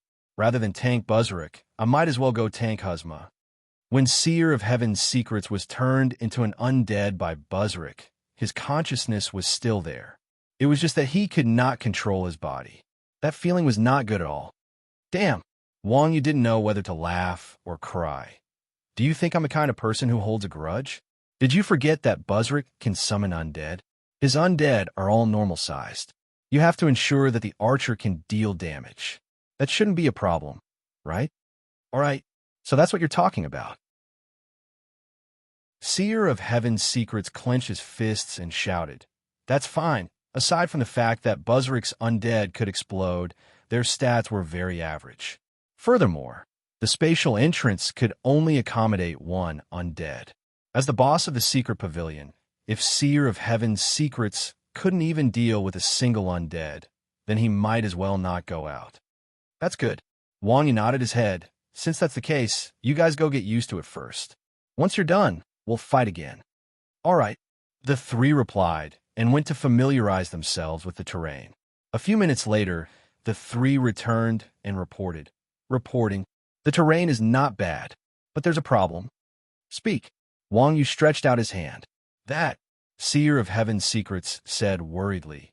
"The space on the wall isn't that big, but we seem to have overlooked something." "What is it?" Wang Yu asked in confusion. "That undead can explode. If any one of them explodes at the entrance, none of us will be able to escape. The space on the wall was a dead end, and the undead's explosion had a range of 500 meters. If it exploded at the entrance, then that small space was practically a free gift." "Huh." Wang Yu smiled and said, "I thought it wasn't a big deal. There's a condition to trigger the explosion. As long as I keep Huzmer's health above 30%, it'll be fine. Then can you kill him in 10 seconds? Seer of Heaven's Secrets asked in astonishment. Chapter 1140. Hearing Wang Yu's words, Divine Insight was stunned for a moment. Then, he hurriedly reminded, "That's beheading." Beheading was not something that could be achieved just because one wanted to. Not only did it require a high level of skill, but the angle and strength of the attack also had to be 100% in line with the target's beheading point. Most importantly, the boss HP had to reach a critical point. Thus, if an ordinary player wanted to behead a target, they could only rely on fate. The probability of beheading was second only to the drop rate of exquisite equipment. Otherwise, if the beheading effect was so easily achieved, the bosses would not be able to survive in the future. From the previous battle, it wasn't hard to tell that the critical point to kill Husmer was around 30% HP. However, given Husmer's size, no one knew the exact location of the critical point. Even if the critical point was drawn on Husmer's neck, it would be as difficult as ascending to the heavens if one wanted to land a hit on it with the right amount of force. After all, Husmer was a boss that could run all over the place, not a stationary target that could be attacked by others. Of course, even if it was a stationary target, without professional training, it would be very difficult for an ordinary person to hit a well-drawn line. Listening to Wang Yu's words, it seemed as if beheading was as easy as eating a meal. Could it be that this guy did not know what beheading meant? Judging from his lack of experience in the game, it was not impossible. Faced with Divine Insight's question, Wang Yu waved his hand and smiled. It's just a beheading effect. I know what I'm doing. Don't joke around. Divine Insight pursed his lips. I don't want to be killed by the boss again. Divine Insight was the one who had the ugliest death. Even now, he still feared death. Is that so? Wang Yu's expression darkened. You don't want to be killed by the boss? Do you want to be killed by me? Of course. Wang Yu was not the kind of person who liked to force others. However, Divine Insight had been very negative ever since they entered the instance dungeon. Whether or not the instance dungeon was successful depended on a player's attitude. With such a teammate, it was one thing to make trouble for himself, but if he infected others, the instance dungeon, which was supposed to be cleared, would most likely be wiped. Wang Yu did this purely to gain insight into the secrets of the heavens. In any case, he was the guild leader. How could he be so useless? F***ck me. As soon as Wang Yu said this, the Divine Insight trio shrunk their necks and shuddered involuntarily. Damn it, they had almost forgotten that this Grandmaster of Combat in front of them was a famous demon who killed without batting an eyelid. Obviously, it was a simple choice to be killed by a super expert player or by the boss. No matter what, the boss might not hold a grudge, but the experts might not. What if the boss chased them for thousands of miles? Let's go, can't we do it? After being threatened by Wang Yu, Insight Heaven's secret immediately became much more obedient and obediently walked towards the stone wall. Seeing fate admit defeat, unpredictable fate gulped. His palms were sweaty as he asked, "Should we start the fight now?" "Open it." Wang Yu nodded. Unpredictable fate and Hataki raised their crossbows and shot at the two bosses. Busruk and Husma, who were once again aggroed, roared and rushed towards the others. "Nyoga, be careful." Seeing the bosses rushing towards them, Unpredictable Fate and Hataki turned around and ran. The two bosses chased after them with all their might. Wang Yu rushed forward and blocked the path of Husma, who was behind Busruk. As the two bosses guarding the entrance, their strength was not to be feared. The main problem was that their symbiotic trait was too disgusting. Wang Yu could easily solo Husma, while Unpredictable Fate and the other two were stuck in the terrain. No matter how much Busruk attacked, it was to no avail. The summoned undead were a bit annoying, but with Insight Heaven's secret in charge of harvesting them, it was more daunting than dangerous. Of course, this kind of strategy required the player to dodge attacks from time to time, which was much slower than when he was with Wang Yu. However, it was still a boss, and it was unrealistic to instantly kill the boss. As Unpredictable Fate and Hataki fought back and forth, Busruk's HP gradually decreased. Wang Yu had also managed to reduce Husma's HP to 30%. Wang Yu then stopped attacking and led Husma away from the boss. 10%, 5%, 1% under the combined attacks of the two, Busruk's HP finally reached 0, and he collapsed to the ground.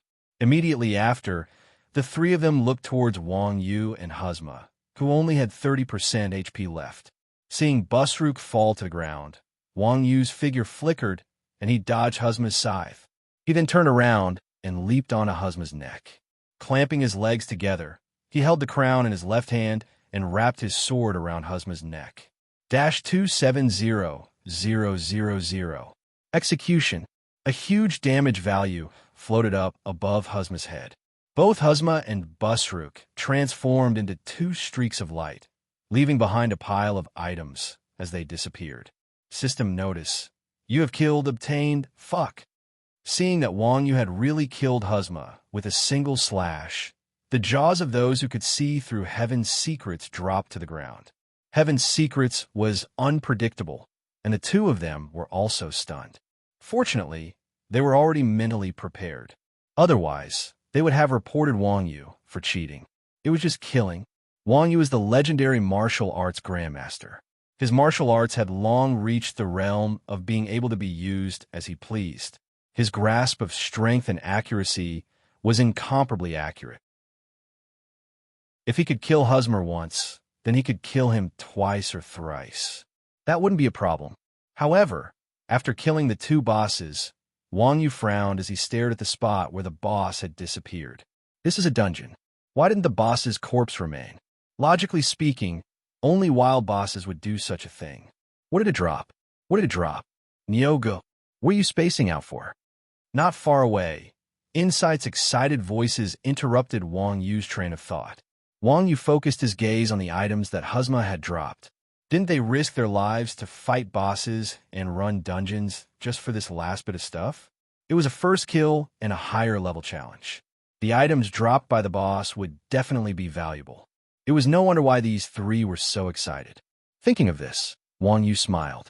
He picked up the items on the ground and displayed their attributes. Summon Undead, rare skill. Summons two undead of the same level to assist in battle. Can be assimilated. Required class, Priest Undead Blast, rare skill. Explodes the summoned undead servant, dealing 2,000 true damage to targets within a 500-meter radius. Required class, Priest PS. Today I watched the video of Death Announcement beating up his girlfriend.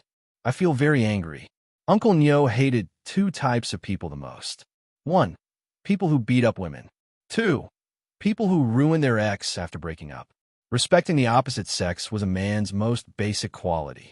If he didn't even have this, what else could he be? Chapter 1141. In Rebirth, summoning skills had always been an extremely rare skill. Since the start of the game, Wang Yu had only seen 3 summoning skills with this summon, the Undead Skill Book. The other 2 were in Chun Xiang's hands. As there was no summoner in the game, every profession had its own unique skill system. Being able to summon 2 underlings to fight for him was a great advantage. Looking at the attributes, summon the undead was just SOSO. Compared to Chun Xiang, who could summon half a dozen demons with a single shout, it was indeed a lot inferior. No matter what, Chun Xiang was still the warlock's ultimate legendary skill. However, summon the undead had a very special attribute, and that was assimilation. Wang Yu was no stranger to the professional term assimilation. In the past, Chun Xiang's summoning skill was actually called Summon Imp. Later on, he assimilated a Summon Skeleton skill book, and it became what it was now. If he assimilated this skill book, it would definitely evolve into an even more powerful skill. Apart from this, the other skill book, Undead Blast, was a little more ordinary. This was because warlocks would learn a skill called Corpse Explosion at level 20, and it was similar to Undead Blast. Corpse Explosion was a buff when the enemy was on the brink of death. After the target died, it would explode on the spot and attack the surrounding targets. Undead Blast, on the other hand, had a 3-second prep time, and it also needed to explode its own underlings. In comparison, although Undead Blast damage was high, it had too many limitations. After all, there were too few summoning skills. This thing could only be considered as a support skill for summoning the undead. It was not even comparable to a regular level 20 skill. Undead Blast was indeed worthy of the word rare. Of course, whether the skill was ordinary or not depended on who had it. Normally, learning these 2 skill books was equivalent to having 2 more attack tools at most. However, if these 2 skill books were to fall into Chun Xiang's hands, it would be equivalent to installing self-destruct devices on his underlings. Not only could they be used as meat shields, they could also be used as mobile explosives at critical moments. I want these 2 skill books. Does anyone have any objections? Wang Yu asked, waving the skill books in front of the three players. Wang was a rather magnanimous person. Although Wang Yu had put in the most effort to defeat these two bosses, logically speaking, he could choose for himself. However, in Wang Yu's mind, anyone who participated had the right to speak. He couldn't take all the credit for himself, so he had to ask for the opinions of others. These two skill books were exclusive to priests. They could only be used by holy priests, witch doctors, and dark warlocks, witchcraft. The three of them were either archers or thieves. Moreover, they were no longer level 30 or 40 smurf accounts, where they would be envious at the sight of a rare item. As the common skills of the various classes grew stronger, the players' standards also grew higher. These two skills were nothing special, and since Wang Yu wanted them, no one dared to snatch them from him. Instead, someone said in surprise, "Nyoga, you want these things? You're not going to pick more?" It couldn't be helped. They were all normal players, and they believed in the principle of taking more. It didn't match Wang Yu's philosophy. Wang Yu waved his hand and said, "These are fine. Then you can take them. If there are any good items later, you can have the first pick," everyone said. Wang Yu wasn't a person who liked to be polite. Hearing the three of them say so, he smiled and put away the two skill books, then revealed a giant scythe. Soul Reaper Scythe, Battle Scythe, Dark Gold, Attack, 300-4, 20 mana, 200-320 plus 55 Strength plus 44 Vitality, 27 Agility Harvest, Passive Skill. Normal attacks have an AoE effect. Critical hits have an additional 20% cooldown reduction. Soul Reaper, Passive Skill. Every normal attack burns 3% of the target's MP, deals magic damage, and recovers the corresponding amount of MP fear. Passive Skill. As the weapon of the undead monarch, after countless years of nourishment, it has been filled with the aura of the undead. 15% chance of causing the target to fall into fear for 3 seconds. Annihilation, Active Skill, uses the powerful power of the undead to deal a fatal blow to the target. After the target is killed, all skill cooldowns will be refreshed. Item Introduction. The weapon of the undead monarch, Husmer. It followed Husmer to fight everywhere. After Husmer fell, it didn't leave him and was refined into a netherworld weapon. Class Requirement. Warrior Knight Level Requirement. 75 Netherworld Tool. Special Talent Curse plus 3. The Scythe was a type of battle blade. Although it wasn't popular, it had the highest damage among all long weapons. This Soul Reaper's damage was actually as high as 420. Its main attributes were shockingly high. Moreover, the additional skills and special effects were also quite powerful. AoE attacks, critical hits, fear. No matter which effect it had, they were all indispensable for a warrior. Especially the Soul Reaper special effect, it made up for the warrior's lack of endurance due to young Master Lawn. However, the level requirement of 75 was indeed a little daunting. When everyone saw the scythe, they first gasped in surprise, then shook their heads regretfully. However, when their eyes fell on the last line, they couldn't help but light up. Curse! It's actually a curse special effect. Curse special effects were something that players loved and hated in Rebirth. This was because the special effect of cursed weapons was drop rate. It wasn't the drop rate of monsters, but the drop rate of players. Players killed by cursed weapons would at least drop one piece of equipment or item. However, there were specific conditions for a weapon to be cursed. The official explanation was that the weapon had to have enough murderous intent and spirit baptism to be cursed. The simplest and crudest way was to use the weapon to slash someone. For a period of time in the game, there were many players who blocked the city gates and killed all the counts in order to get their hands on exquisite cursed weapons. The results were self-evident. Curses were a double-edged sword. They had a high chance of dropping other people's equipment, but they also had a high chance of dropping their own equipment if they were killed. One could be said to have killed countless people. Moreover, this pair of gloves had been used since the novice village, so it could be said that it had been stained with countless karma. Even so, the Martial Scholar Psi curse was only curse +1, and because it had been reforged, it didn't even have +1 now. It could be seen how difficult it was to obtain a curse level. The higher the curse level, the higher the drop rate. The Soul Reaper's Curse +3 was simply the best item for killing and robbing. Seeing the Soul Reaper's Curse attribute, God's Secret drooled and immediately made a decision. I'll take this weapon for 10,000 gold. The current market price of dark gold equipment was around 10,000 gold. Weapons and armor were slightly higher. However, the Soul Reaper's level requirement was too high, which greatly affected the price.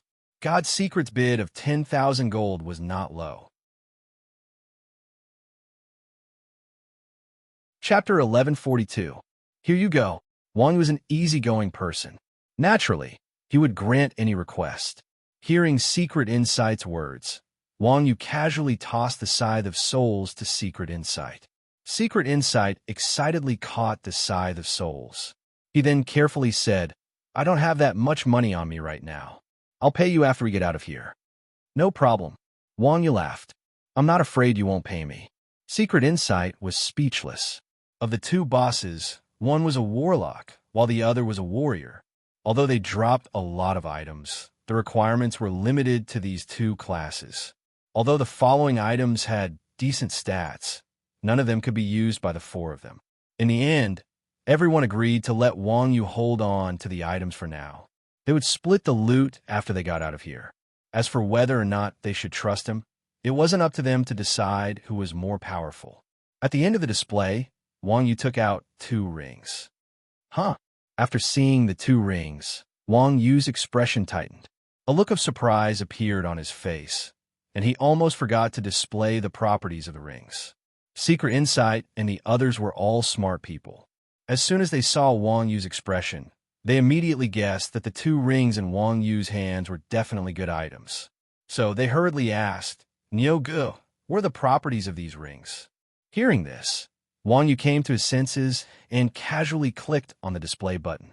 Immediately after, the properties of the 2 rings appeared before everyone's eyes.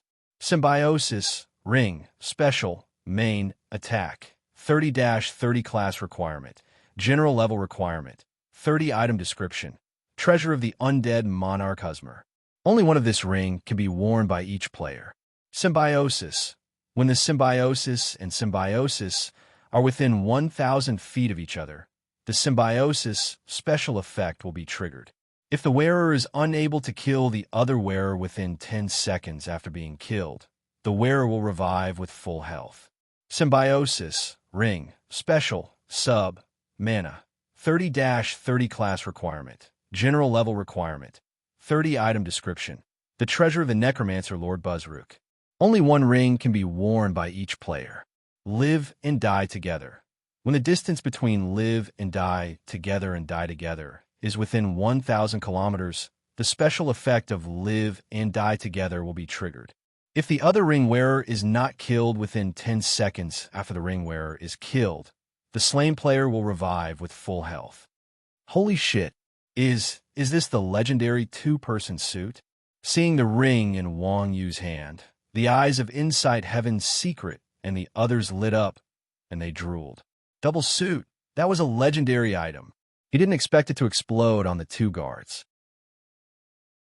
Even Wang Yu, who had never been interested in equipment, couldn't help but sigh when he saw the attributes of the 2 rings, let alone these country bumpkins who had never seen anything good. After all, Wang had played with the experts of Chuanjin, so he could be considered half an experienced player. Speaking of which, Wang Yu had also seen items as rare as a 2-person suit. Famous Sword Dao Xue and North Sea Yu Yu had a jungle ring set. In terms of main attributes, these 2 rings were already outdated. A single equipment effect couldn't compare to a normal set. However, the value of these 2 rings' equipment effects was abnormally high. When the few of them fought Husmer and Buzrook just now, they had seen how disgusting these effects were. That was a godly skill that had unlimited resurrection without a cooldown. Moreover, players' intelligence was much higher than bosses, so they definitely wouldn't be tricked to death like these 2 bosses. With these 2 rings, wouldn't they be able to fly to the sky? Thinking of this, Insight Heaven's Secret and Unpredictable Heaven's Secret looked at each other and hurriedly reached out to Wang Yu and shouted, Nyoga, I want it. I want it. Like how you want it. Wang Yu curled his lips. This thing is universal. Whoever doesn't want it, state your price. Although Wang Yu was generous, he wasn't stupid. The Scythe of Souls was useless.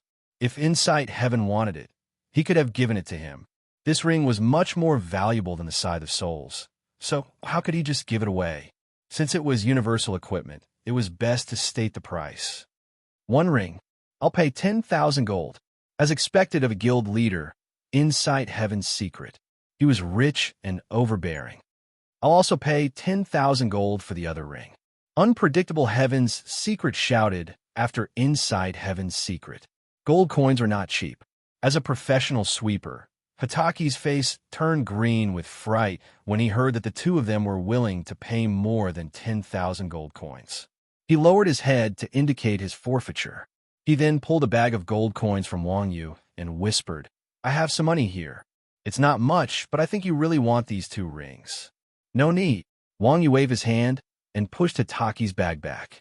He then smiled at Insight Heaven's secret and unpredictable heaven. I'll also pay 10,000 each. The two of them hesitated. This, Nyogo, that's not appropriate. You have to pay a higher price than us. I'll pay in cash. As Wang Yu spoke, he calmly took out 2 bags of money and tossed them on the ground. This, seeing Wang Yu's bags of money, the two of them couldn't help but stare blankly. Carrying tens of thousands of gold just to clear a dungeon? Just how rich was this guy? Unfortunately, the two of them guessed correctly. Wang Yu had a lot of gold. It was normal for him to carry tens of thousands of gold with him when he went out. Do you still want to increase the price? Wang Yu looked at the two of them and smiled. But you have to pay in cash. Hearing Wang Yu's words, the Divine Insight duo were instantly at a loss for words. Damn it. Not to mention the fact that there were only a few people who possessed assets worth tens of thousands of gold coins. Even if they did, no lunatic would carry so much money with them. Cash. Wasn't that cheating? Nyogu, you're too treacherous. You know that we don't have any cash, Insight Heaven said gloomily. Wang Yu chuckled. What are you talking about? I'm famous for my integrity. You're slandering me. If you don't have cash, I'll accept these 2 rings. Take it, take it. The all-seeing secret swallowed his saliva and looked at the ring in Wang Yu's hand painfully. His face was filled with regret. If he had known this would happen, he would have brought more money with him. Wang Yu smiled and tossed the 2 rings into his bag. Seeing Wang Yu casually tossing out 20,000 gold, Hitaki Woo exclaimed, I didn't expect that Nyogu is not only powerful, but also rich. Of course, Wang Yu said without modesty. It's because I'm strong that I have money. Our guys in Chuanjin are all millionaires. If there's a chance, I'll introduce them to you. Speaking of Chuanjin, Wang Yu suddenly paused and said, let's hurry up and clear the dungeon. I don't know how those guys are doing now. Yes, Nyogu will have to let us have the items from the next boss. Chapter 1143. Wang Yu didn't need to worry about the people from Chuanjin. Before these guys met Wang Yu, they had been stirring up trouble everywhere in the gaming circle. It wasn't like they hadn't encountered situations that were more dangerous than this. These guys had plenty of experience in dealing with situations like this. At this time, Yu Huicheng still looked peaceful, but there were waves of murderous intent in the dark. No one knew when it started, but many unfamiliar faces quietly appeared on the streets of Yu Huicheng. In the gaming world, everyone was very busy, and there were constantly new people being born, so no one paid attention to this phenomenon. On the roof of the church on Central Street, the 12 astrological signs gathered together and gave Chuanjin the middle finger in disdain. These dogs from Chuanjin, without that iron ox, they're actually so cowardly. Now, they don't even dare to show their heads. Do they go offline? It was already depressing enough that they had only managed to kill 3 people from the Chuanjin sect after planning for such a long time. Moreover, after the Chuanjin sect was ambushed once, not only did they not search the city for their enemies, but they also immediately disappeared without a trace. The 12 constellations and the others had gathered all their strength to slaughter the entire Chuanjin sect, But now, they couldn't even find their opponents. It was truly infuriating. Looking at his angry teammates, Rat said with a face full of black lines, "You guys just can't keep your cool. Do you know that your current state of mind is very dangerous? Why are they hiding? Isn't this the effect they want?" Tiger said angrily, "Then what do we do if they don't come out? We can't just wait here. We have time, but the Grim Reaper and the others are very busy."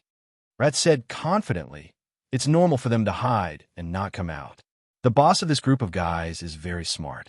He must have guessed that there are professional players behind us. The reason why they haven't come out is because they want to compete with us in patience. They want to try and exhaust the Grim Reaper and the others. If we continue to wait, they will come out soon. Then let's wait a little longer." Listening to Rat's words, everyone's anxious mood slightly calmed down. But at this moment, a message suddenly came in the channel. "There are 4 girls in the trading street. They are from Chuanjin. For girls." Seeing this news, the 12 constellations were all delighted. Then, Fifth Dragon raised his dagger and excitedly said, "Boss really has a divine plan. Damn it, these guys finally couldn't hold back and dare to come out. Don't fight with me. These girls are mine." "Wait." Everyone was gearing up for a fight, but Mouse suddenly stopped them and said, "Why are you so anxious? Haven't you been cheated by the people from Chuanjin? These people must be cannon fodder, here to fish for firepower." After that, Mouse asked in the channel, "Are these girls archers? Is its level high?" Before coming here, 12 celestial signs and the others had already investigated Chuanjin. They knew that apart from the 2 archers, there were no other female players in Chuanjin. Soon, another message came through the channel. "No, these 4 girls' levels are very low. Look, if we go now, we'll definitely alert the enemy. As long as we don't make a move, the next one that comes out will be..." Seeing the message in the channel, Mouse couldn't help but proudly show off that he had seen through Wuji's plan. However, it was obvious that Mouse was the same as Wuji. In the group, he was also the kind of person who was arrogant.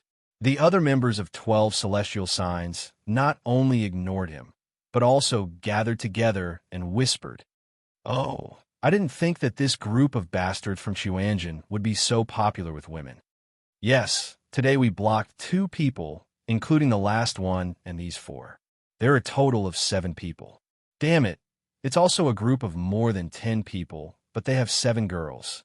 I'm so envious." "I'm also envious." The people of 12 celestial signs shook their heads and sighed, tears streaming down their faces. Damn it. When Mouse heard this, he clenched his teeth and clenched his fists. He wanted to kick this group of bastards down. At the same time, in Xuanjin's office, Ming Du and the others were also restless, walking around the room. To place one's pride pointed at Wuji and said, "Damn it, Wuji old dog, I don't want to criticize you, but what kind of stupid idea is this? We are a group of men." Exquisite dream, and Yang Na glared at To Place One's Pride. To Place One's Pride was speechless. He looked at the 2 and quickly added, "With women. Ouch. Ouch, ouch, ouch, ouch. Ouch. There is no pain in the game." Exquisite Dream casually knocked To Place One's Pride to the ground, then continued To Place One's Pride's words, "Chick is right. We are hiding here and letting those weak girls go out. Isn't it a bit too cowardly?" "Don't worry." Wuji smiled and said, "Nothing will happen to them. How can you be so sure? The people outside are chasing after the Quanjin Sex Hun," Bao San shouted from the side. "All right, don't be like this." Chun Xiang, as an elder, was the most reliable in this crucial moment. He stood up and comforted, "Wuji has his own ideas. We have to believe in him." "That's right." Wuji still did not care about the matter and said, "There's no loss even if they die anyway. F***CK. You piece of trash." Hearing Wuji's words, everyone was instantly enraged. They stood up and surrounded Wuji, intending to beat this bastard up. Just when everyone was in a mess, the girls in the guild channel sent a message. "We walked around the trading street, but we did not see the person who sells materials at low prices that boss Wuji mentioned. Then I must be wrong." Wuji replied, shamelessly, "You guys go do what you need to do. I'll buy it the next time I see it." "Oh." The girls replied blankly, then closed the message and did not speak anymore. Seeing that the girls were fine, Everyone let out a long sigh of relief, then pointed at Wuji and scolded. If you ask them to go, how can they not go? You actually lied to them that there is someone who sells materials? You even lied to women, trash. B asterisk starred. Hee hee. Wuji laughed and said, what do you guys know? I'm just afraid that their acting skills are not up to standard. B asterisk tch. Facing a troublemaker like Wuji, everyone did not have any temper at all. After scolding him, they asked, then what should we do next? Wuji said, let's do that then. Oldly, go take another stroll on the streets. What does that mean? Mingdu asked in confusion. Wuji smiled and said, luring the snake out of its hole. Didn't the girls do it once just now? The person seems to be gone. Everyone continued to be confused. No. Wuji shook his head and said, the four of them are of low value. They can't be lured out. We have to be the ones to lure them out. Then just let Oldly go just now. Why did you order the girls around? Everyone asked again. Chapter 1144. Unlike Wang Yu, who was used to using violence to solve problems, a fight between two smart people would always be subtle and not show any signs of weakness. At the beginning, Wuji and Rat had fought. Although Wuji did not know who the opponent was, Rat was able to set a trap for everyone in Xuanzhen. It could be seen that he knew everyone in Xuanzhen very well. Therefore, both Wuji and Rat knew that the opponent was not easy to deal with. In the face of such an opponent, it was easy to fall into the opponent's trap. Now, Xuanzhen was in the light, and the people of the 12 stars were in the dark. The people of Xuanzhen did not even know the identity of the opponent. It could be said that they were extremely passive. If they wanted to regain the initiative, they must replace defense with offense. The first step was to lure the snake out of its hole and figure out the opponent's identity. But Rat was not a joke. If Wuji rashly made a move and directly let Mingdu go out to lure the opponent, Rat would certainly be suspicious and would not be fooled. However, Wuji would first hide and whet the opponent's appetite. Then, he would let the insignificant people go out for a stroll, creating a false impression of fear. Rat's attention would then shift from the starting point of Wuji's, luring the snake out of its hole to another direction. At this time, Rat would certainly think that the people of Xuanzhen were beaten and did not dare to show their heads, instead of hiding and preparing to fight back. In this way, if Mingdu went out again, he could successfully lure out the opponent who was hiding in the dark. In the art of war, this was called a diversionary attack. Wuji's move was to take one more step so that the opponent could be led into his trap. Otherwise, with Rat's intelligence, he would definitely not be fooled. Sure enough, as Wuji expected, as soon as Mingdu went on the street, the 12 stars immediately received the news. The people of Xuanzhen have appeared. The mage is sneaking around in the south of the city. How is it? I knew it, he. After receiving the news, Rat chuckled and said, those 4 rookies were pulled out by Xuanzhen just now. Even if we killed them, with their level, we wouldn't lose anything. Now that those girls see that nothing is wrong outside, that coward Xuanzhen dares to come out. Well, it seemed like these people who played with tactics were all the same. They didn't care about other people's lives at all. Amazing, amazing. Seeing that someone from Xuanzhen really came out, Tiger and the others, who were full of anger, gave Rat a thumbs up and said eagerly, let me go. That kid is very arrogant. I wanted to kill him for a long time. Indeed, in terms of attracting hatred, the ugly and black-hearted Mingdu was also very professional. Why are you in such a hurry? Rat was speechless once again when he saw his teammates rubbing their fists. Meow. It wasn't like everyone hadn't seen Mingdu's strength. His magic damage was so high that he could insta-kill anyone he caught. It was reasonable for others to volunteer to catch this kid, but Tiger was a shield warrior. What was there to snatch? To give people PK points? After staring at everyone, Rat said with lingering fear, that kid's strength isn't weak. To deal with him, we need to find a class that counters his class. Damn, I'll go. Fifth Dragon and Young Chicken quickly raised their hands. One of them was an assassin and the other was an archer. Both of them were classes that countered magicians. Rat said, that kid has a teleportation skill. He can insta-kill someone with a raise of his hand. Old chicken isn't suitable. Big dragon, you go. Okay. Fifth dragon received the order and looked at the others proudly. He disappeared in the thin air and ran toward Mingdu's coordinates as fast as he could. Now, in addition to the 12 stars, there was still a professional team waiting for Chuanjin's people in the city. If he was late, his head would belong to someone else. It should be known that Chuanjin's head was worth a lot of money in World of Windcloud. Fertile water shouldn't flow into an outsider's field. The southern part of the city wasn't far from the central street. After a while, Fifth Dragon saw Mingdu's figure. At this moment, Mingdu was walking slowly while sneakily looking around. Coupled with this kid's shifty-looking appearance, he looked very wretched. Ha! Fifth Dragon was delighted and laughed inwardly. Don't be afraid. Your head is mine now. As he spoke, Fifth Dragon had already arrived not far behind Mingdu. He raised his dagger and activated swift movement to rush behind Mingdu. He aimed at Mingdu's back and fiercely stabbed. However, at this moment, Mingdu's figure flashed and turned into a white light, disappearing in front of Fifth Dragon. Aya! Mingdu's sudden disappearance caused Fifth Dragon to miss and almost fall to the ground. Before Fifth Dragon could stabilize himself, he heard a sneer behind him. Humph, you're still far from being able to kill your daddy Mingdu. In the end, Fifth Dragon was still a former professional expert, and his skills were extremely nimble. When he heard Mingdu's voice, he was startled. He immediately knew that he had fallen into a trap. He cursed inwardly and rolled forward. He didn't even dare to look back as he broke into a run. After all, he was an agile profession and knew stealth. If he wanted to run, it wouldn't be difficult.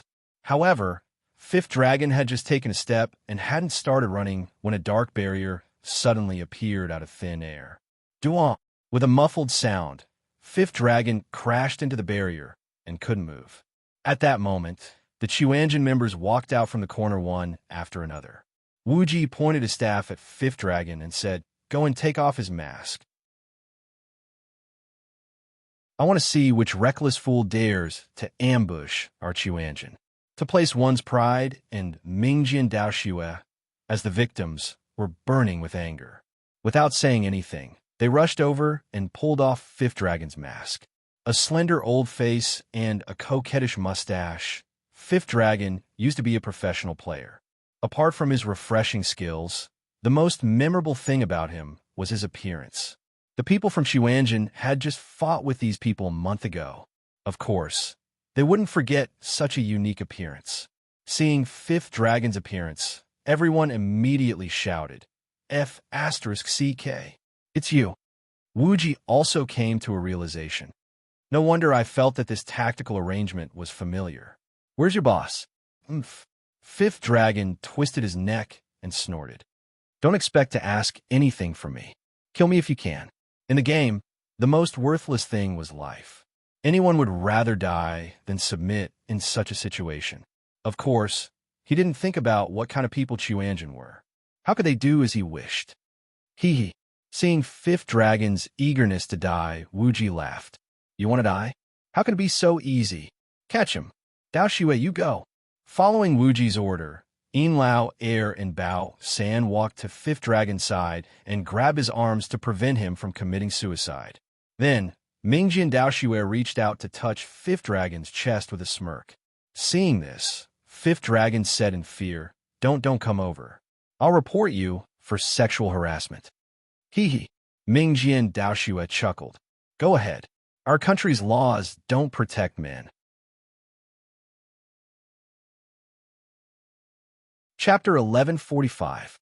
Fifth Dragon was no stranger to Chuanjin stripping others of their equipment. The memory of Windy World being stripped naked and dumped on the streets was still fresh in his mind. Equipment was the most important thing in the game. For a notorious organization like Chuanjin to obtain such an insane skill was simply unheard of. Seeing that he was about to follow in Windy World's footsteps, Fifth Dragon could not help but scream. Save me! Ha! One idiot! Seeing Fifth Dragon's cowardly appearance, the Chuanjin members could not help but laugh. Famous Sword Daoxue even patted Fifth Dragon's chest and laughed as he said the classic lines of villains. No one will come even if you shout your lungs out. Reality proved that this line was indeed not very auspicious. Anyone who dared to say this line would meet a rather tragic end. Bang!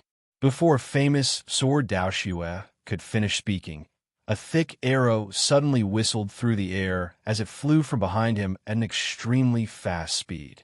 By the time everyone heard the sound of the arrow tearing through the arrow had already flown to the back of famous sword Dao Xue's head. Without waiting for famous sword Dao Xue to dodge, the arrow, which was as thick as a child's arm, pierced in the back of famous sword Dao Xue's head and then exited through his mouth. Famous sword Dao Xue was sent sprawling forward by the huge impact, and only after he was nailed to the ground did he turn into a streak of white light and disappear. A third of the thick arrow had sunk into the ground, and the faintly swaying arrowhead at the back of the arrow was a clear indication of the archer's unparalleled strength. Seeing this scene, the people of Chuanjin were shocked. Even though they were used to seeing abnormal experts like Wang Yu, they broke out in a cold sweat from this arrow. After playing together for so long, everyone knew exactly what equipment famous sword Dao Xue had on him. Although Mingjian Dao Xue was a fragile assassin, this brat loved to go around and hunt for treasures. To this day, his defense was no weaker than that of a warrior's. The members of the Quanjun sect would often mock him for turning an assassin into a warrior. However, such an assassin with a full set of exquisite equipment had actually been killed by an archer with a single arrow. His death was so miserable that it made people's hair stand on end. Especially since the archer was an agility archer, his attack actually burst out with such a strong sense of power, which also made everyone horrified. Seeing that Ming Jian Dao Xue was killed by an arrow, Wu Ji hurriedly cried out, "Not good. There was an ambush. Second bro, hold on." Upon receiving the order, Yin Lao did not say a word and rushed to the front of the group. He held his shield horizontally in front of them. At the same time, another 3 thick arrows flew over and hit Yin Lao shield. Duong, Dunag, Duong. Following 3 violent collisions, Yin Lao was actually forced to take 2 steps back. The heavy shield warrior was forced to retreat. The might of a single arrow was actually so powerful. The expressions of everyone from Chuanjin changed. Just then, a burly player holding a huge bow in the distance was slightly stunned when he saw that his 3 consecutive arrows had actually been blocked. Then, the corners of his mouth curled up slightly, revealing a strange smile. He mumbled to himself, "These fellows are indeed interesting." Fifth Dragon, who had already given up all hope, immediately revealed an overjoyed expression when he saw the thick arrows on the ground. He cried out in pleasant surprise, "Boss Death God, save me!" As he shouted, Fifth Dragon ran forward with all his might. Seeing that the cooked duck was about to fly away, Ming Du, who was behind Yin Lao raised his staff and was about to cast a spell. Just as Ming Du was about to condense his spell, the air behind Ming Du distorted. An assassin appeared, raising a green dagger and stabbing it toward Ming Du's back. In the blink of an eye, Ming Du finished condensing his spell. With a flash of white light, he appeared at Fifth Dragon's position, and Fifth Dragon also appeared under the assassin's dagger. Ming Du was still waiting to loot Fifth Dragon's equipment, so he naturally wouldn't kill him. Therefore, he didn't use an attack skill, but a spell to swap positions. However, the tragic Fifth Dragon still couldn't escape death. Chun Long let out a blood-curdling scream as he was killed by a teammate who had suddenly appeared. How should he put it? It was actually a good thing that Fifth Dragon was stabbed to death. If he didn't die now, he would lose more than just experience later. When the assassin saw that he had stabbed Fifth Dragon to death, his figure swayed slightly, and an embarrassed look appeared in his eyes. Wu Ji glanced at the assassin and said with a smile, "Brother, you look quite familiar." When the assassin saw Wu Ji, his expression immediately changed from embarrassment to anger. Then he rolled backward on the ground, rolled to Yang Na's side, and stabbed his dagger toward Yang Na's ribs. If players had luck, wasn't difficult to see that this assassin's luck was definitely in the negative. The first time this kid killed a Chuanjian player, he encountered a scumbag like Wuji. Not only did he fail, but he was also blackmailed by the tavern owner. The second time he killed a Chuanjian player, he encountered Mingdu, who was in the middle of a sneak attack, and as a result, he mistakenly killed his teammate. For the third time, of all the people he could kill, he actually provoked Yang Na. Yang Na was the #2 expert in Chuanjian. Although she was an archer, her close combat skills were slightly weaker than Wang Yu's. Seeing that the assassin had rolled to her feet, Yang Na reflexively used an evasive skill and flashed behind the assassin. Then, she raised her foot and kicked the assassin's crotch from behind. The assassin's body arched from the kick, and he lost his balance. Yang Na pulled back her leg and slammed it down, stomping on the assassin's back and stepping on him. Then, she raised the crossbow in her hand, aimed at the assassin's head, and fired randomly. The assassin didn't even have time to groan before he was hit by Yang Na and turned into white light. What a powerful archer! Seeing the assassin die, the tall archer looked at Yang Na in surprise. He knocked an arrow, aimed at Yang Na, and fired. Whoosh! The arrow pierced through the air, brushing past the edge of Yinlao Air's shield, and flew over everyone's heads, heading straight for Yang Na. Yang Na tilted her head, and the thick arrow brushed past her face like a javelin, stabbing into the ground behind her. The huge wind pressure caused Yang Na's hair to fly up. Yang Na's eyes narrowed. Without a word, she raised the crossbow in her hand and fired a shot in the direction of the arrow. Unfortunately, the opponent's shooting range was surprisingly long. Yang Na's arrow flew halfway before it softly fell to the ground. Mfumph. The tall archer snorted coldly, knocked another arrow, and aimed at the Chuanjian players. Seeing that the opponent's archer was so strong, Wuji hurriedly ordered, "The opponent's archer is too strong. Second bro, cover us. The rest of you, find cover." Yinlao Air hurriedly retreated, raising his shield to block the archer's attack. The others took the opportunity to retreat. The Chuanjian players had appeared in a small alley that had been smashed randomly, so it wasn't difficult to hide. In an instant, everyone took out their archer weapons.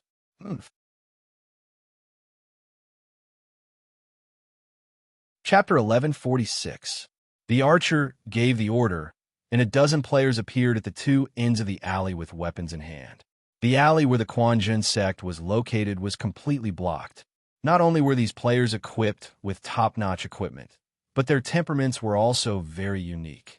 Every one of them had a calm expression and didn't have the impetuous temperament of ordinary players. That kind of unapproachable and aloof aura gave people a sense of closeness, but not familiarity. With this kind of temperament standing there, they gave off the feeling of a peerless expert. As the saying goes, the rotten see the rotten, the foundational see the foundational, and the experts see the experts in the same way. Chuanjian's group was also an expert. If it wasn't for the fact that their wretched temperament was more important than anything else, they could also see this kind of extraordinary temperament. Now that they felt this group of people's unique temperament, Chuanjian's people immediately became vigilant. After looking around, Mingdu frowned and said, "Damn, this group of people are probably professional level experts." Most likely. Wuji nodded when he heard that. Chuanjian's people had seen a few professional level experts before. There were people who had been out of this world for a long time, and they didn't have the cynicism of ordinary players who treated the game as a playground. Instead, they had a kind of solemnity that was more like a job.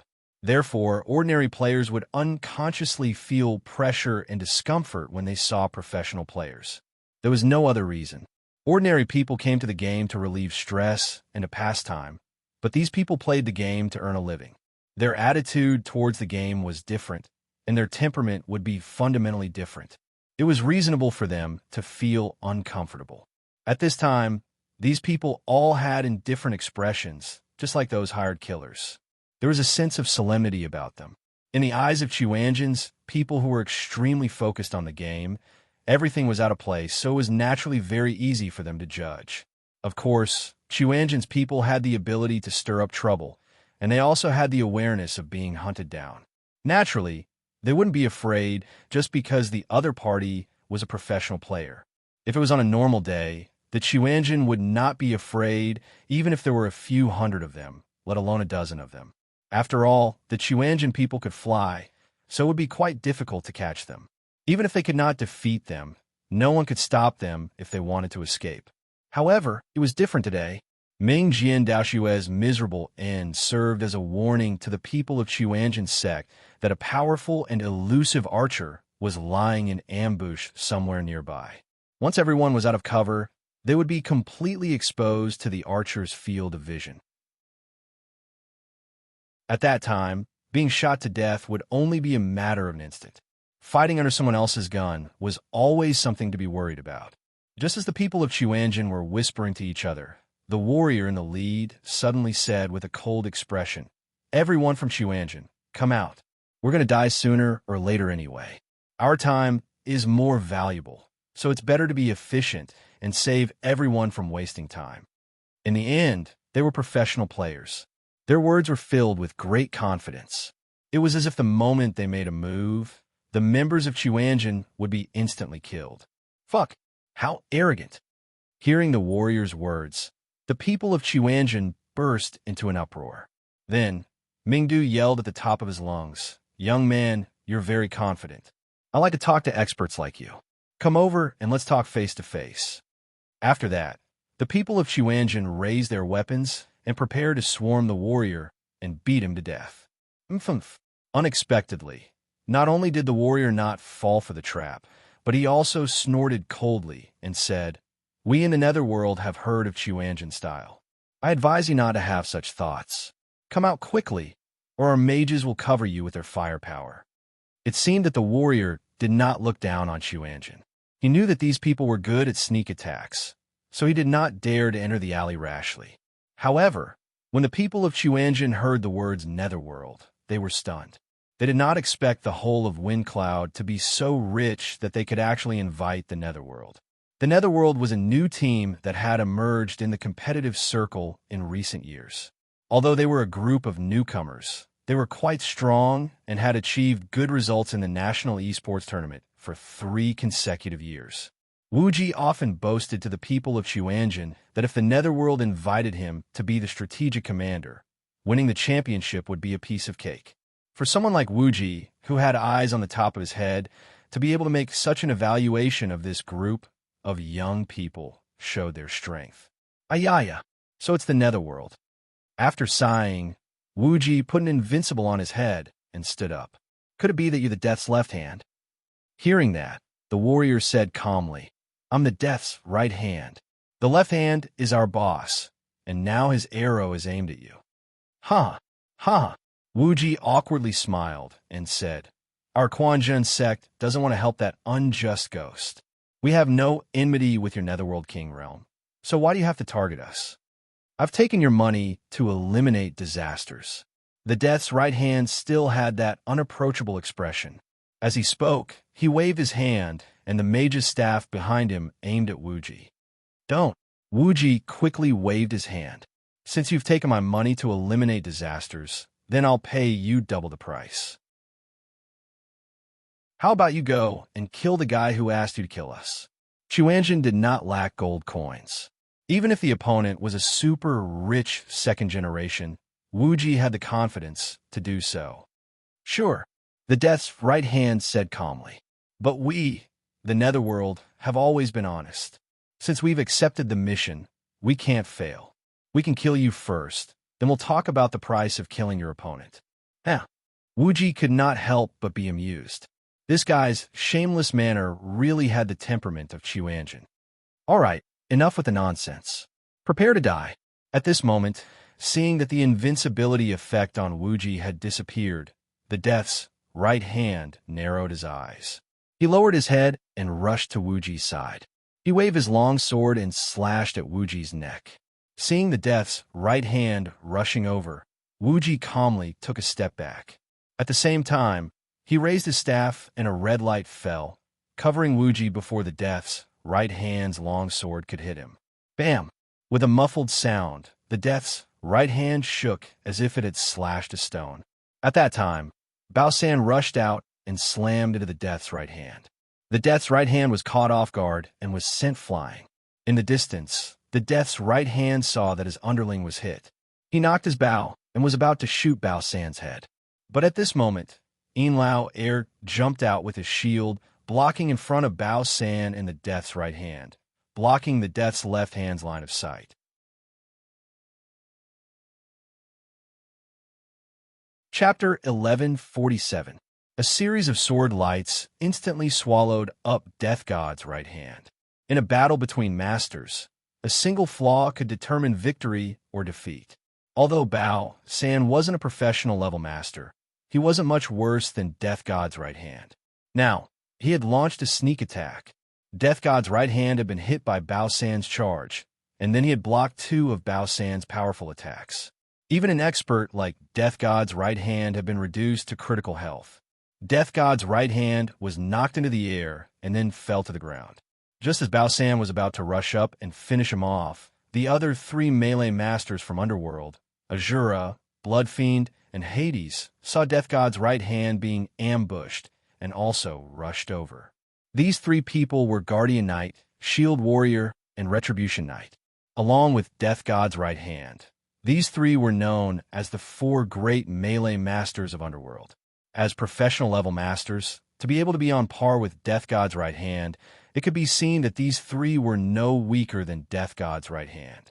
As for Lao Air, his main goal was to block Death God's right hand's arrows. Now that these 3 had rushed over to help, he naturally wouldn't be able to block them. Before Bao San could jump up, Bloodfiend had already raised his shield to block in front of Bao San, blocking Bao San's heavy attack. While Bao San was still in a daze, Azura raised his scepter and smashed it into Bao San's head, sending him flying into the air.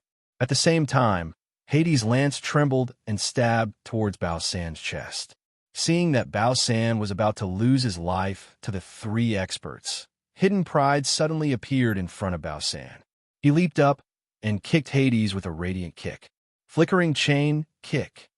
Hades was a great master, so he naturally recognized the legendary End-Generation kick. Seeing to place one's pride use this skill, Hades immediately crouched down. To place one's pride flew over Hades' head and kicked towards Azura and Bloodfiend. The 2 took a step back. Bloodfiend raised his shield, and Azura slapped his scepter, turning it into a holy light that covered Bloodfiend's shield. Bang! To place one's pride, kicked the shield and landed on the ground. The holy light shattered, and Shueisha and Shueisha were kicked back a few steps before they could stabilize themselves. Hades stood up and twisted his spear, thrusting it straight towards to place one's pride's back.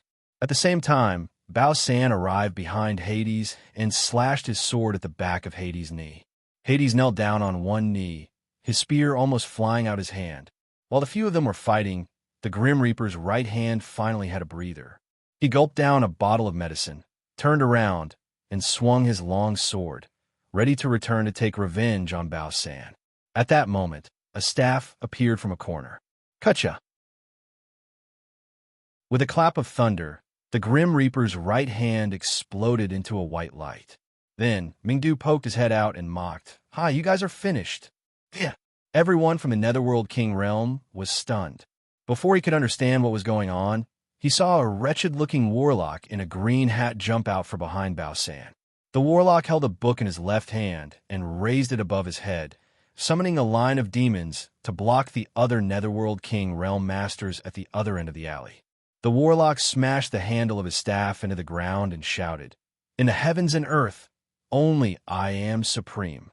Suddenly, a circle of darkness drilled out from the ground, locking them in place. Not far away, Mingdu chuckled and cast a spell with both hands. Thunder and fire smashed towards Hades and the others. Bao San didn't stay idle either. He swung his great sword and activated Whirlwind Slash. In an instant, the 3 were killed by the combined forces of the Chuanjin Realm Masters. As the 4 Netherworld King Realm Masters were killed, the Grim Reaper's left hand also smashed through Lao Air's defense. Terrifying arrows flew out one after another, stabbing into the ground in the alley and making buzzing sounds. The Chuanjin Realm Masters, who who had planned to break through the Netherworld King realm's defense line and rush out of the alley, were once again suppressed and quickly hid in a corner. In just one round, 4 of their brothers had been killed. The other Netherworld King realm masters couldn't help but be enraged. They directly attacked with all their might, throwing magic spells at the place where Chuanjin was hiding as if they were free. Hee, this bunch of retards. Seeing that the Netherworld King realm masters were incomparably angry but didn't dare to go forward and could only vent by throwing skills, the Chuanjin realm masters were secretly delighted. Wuji was even more pleased with himself as he boasted. Do you see that? This is the difference between having a good commander and not having a good commander. I already said that if I were to lead these youngsters in the competition, we would have already won the King Championship. Cut the crap. What should we do now? Should we rush out from the other side of the alley? The terrifying archers in the dark could take their lives at any time, and a series of magic spells were exploding around them. It was not a good feeling. The Chuanjin realm masters didn't want to stay here a moment longer. Don't worry, Wuji said with a smile. This is our territory. They won't be able to stir up any trouble. Is that so? I think we're in trouble. Hearing Wuji's words, Yang Na pursed her lips and pointed at the 2 ends of the alley. Everyone hurriedly looked in the direction Yang Na was pointing and saw that the entrance of the alley was filled with mercenaries. At this time, they were walking towards the place where Chuanjin and the others were hiding. F***CK.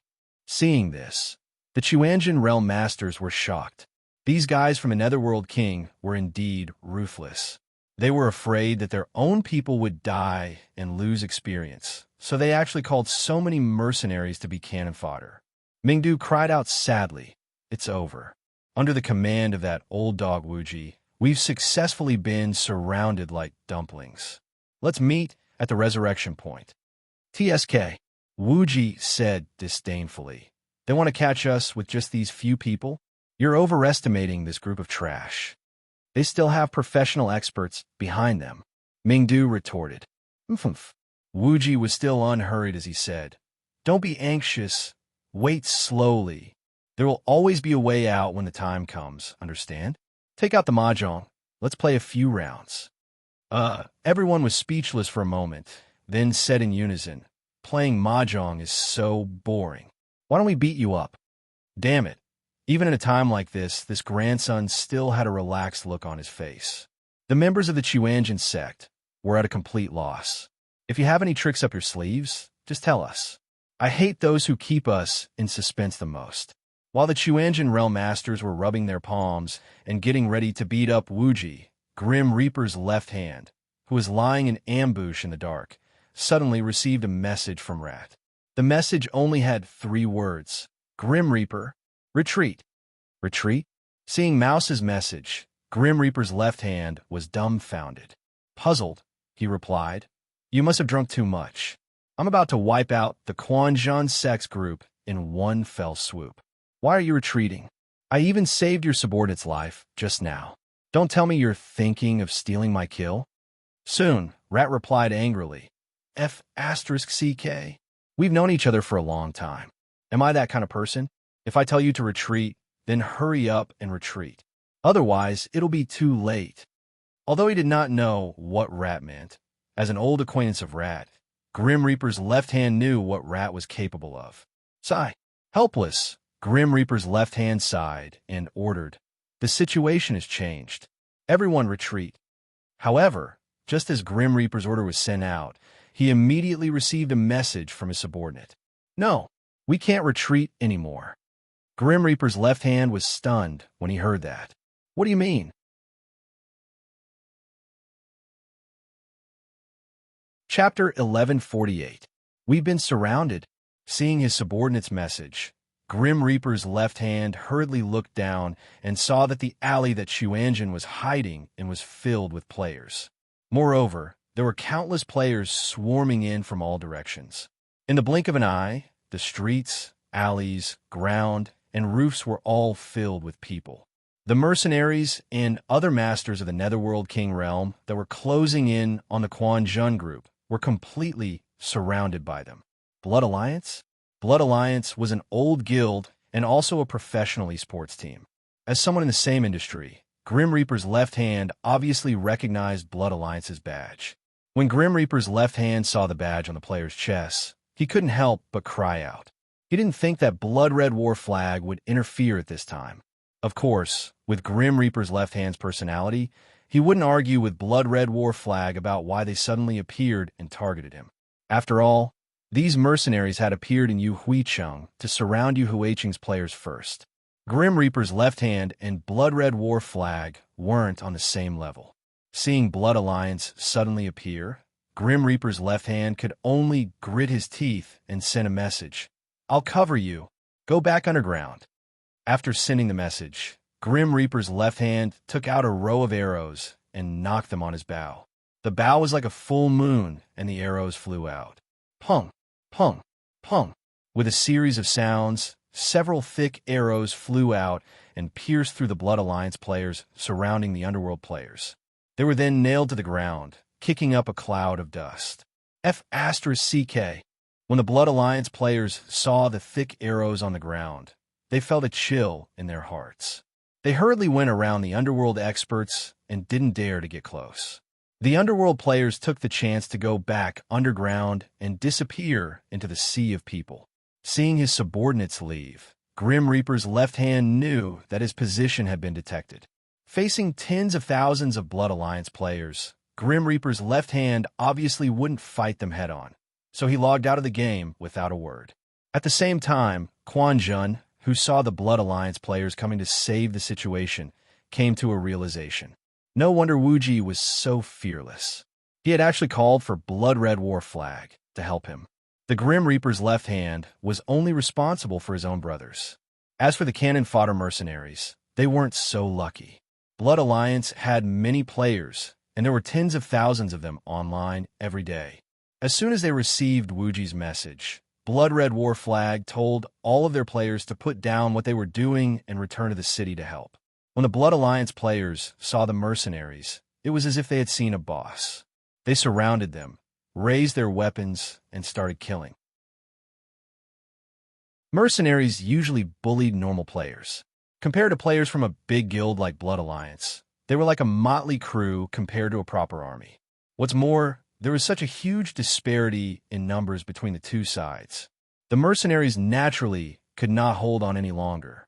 They were annihilated in minutes, turning into white light and flying to the resurrection point. Big guilds had always been professional in hunting down players. As one of the top guilds, Blood Alliance's professionalism was at the max. At this time, an inescapable net had already been laid at the resurrection point. The moment the mercenaries reappeared, they were sent back to the resurrection point. After dying twice, the mercenaries knew that they had messed with a metal plate. They didn't dare to fight to the death anymore. Without thinking, they went offline and hid. After the danger was over, Wu Ji smiled and walked out. He cupped his fists and thanked the Blood Alliance players. "Brothers, thank you. Xuanzhen will remember today's matter. If Blood Alliance has any problems in the future, just say the word." The Blood Alliance players smiled and didn't say anything. They had been in Yu Huicheng for so long and understood Xuanzhen's character. Although these bastards were always jumping around and had no morals, they were really good to their friends. If not, Blood Red War flag wouldn't have been so anxious to ask them to return to the city to help. Some players who liked to talk nonsense even shouted, "Boss Wu Ji, what kind of money-making project are you thinking of us this time?" Indeed, after working with Xuanzhen a few times, Blood Alliance had received a lot of benefits. The Blood Alliance players had been raised well. "What are you talking about? What money? All of you shut up." At that time, Blood Red War flag walked out from the crowd and came in front of Xuanzhen. He asked curiously, "Who are you guys messing with this time? I think I saw people from Hades' world. How did you guys mess with them? These people are famous for being poor in the industry. You won't be able to get much out of them." Wu Ji smiled awkwardly and said, "Old Chi, our Xuanzhen sect has always been peace-loving. From what you're saying, it sounds like you have a lot of prejudice against us. Can't you see that we're being blocked at our doorstep? It's obvious that someone is messing with us." "Messing with you?" When Blood Red War flag heard this, his eyes widened like bells. He then curled his lips in disbelief. These professional players are so free. As he said this, Blood-Red Warflag tiptoed and looked behind Wuji. He then asked, "Why don't I see no go?" Wuji spread his hands and said, "They are messing with us. Our old cow is nowhere to be found, and we can't contact him. I suspect that he was stolen by them." Ugh. Wuji, you really know how to joke. Blood-Red Warflag did not believe Wuji's words. Not to mention Wang Yu's incredible abilities. Even if he was a normal person, he would not be stolen. He was not a child. Blood-Red Warflag didn't believe it, and Wuji was too lazy to explain. He waved his hand and asked, "Where are the people from Hades' world?" "They went offline." Blood-Red Warflag's expression changed. "You didn't see it just now? The archer in their team is like a cheat. Normal attacks can be used as AoE attacks. We saw it. The archer is their boss, Death's left hand." Not only the Blood-Red Warflag, but even the people from the Quanjun sect also had a lingering fear of that abnormal archer. Since ancient times, archers had cheats. It was true. TSK, TSK, TSK. If such an expert could be in our blood alliance, it would be beautiful. Blood-Red Warflag sighed again. Seeing that Blood-Red Warflag was immersed in the pleasure of being abused, Wuji waved his hand and interrupted it. He then asked, "Where are the mercenaries under Hades' world? That group of trash is too scared to come out." Blood-Red Warflag's face was full of disdain for this group of mercenaries. "Has there been anyone who has seen the 12 constellations?" Blood-Red Warflag wondered. "The 12 stars? They have a part in this?" "Yes." Wuji nodded and asked Blood-Red Warflag, "Does your guild have anyone in the Mage Academy?" "Of course." Blood-Red Warflag patted its chest and said, "The revival point is full of our people."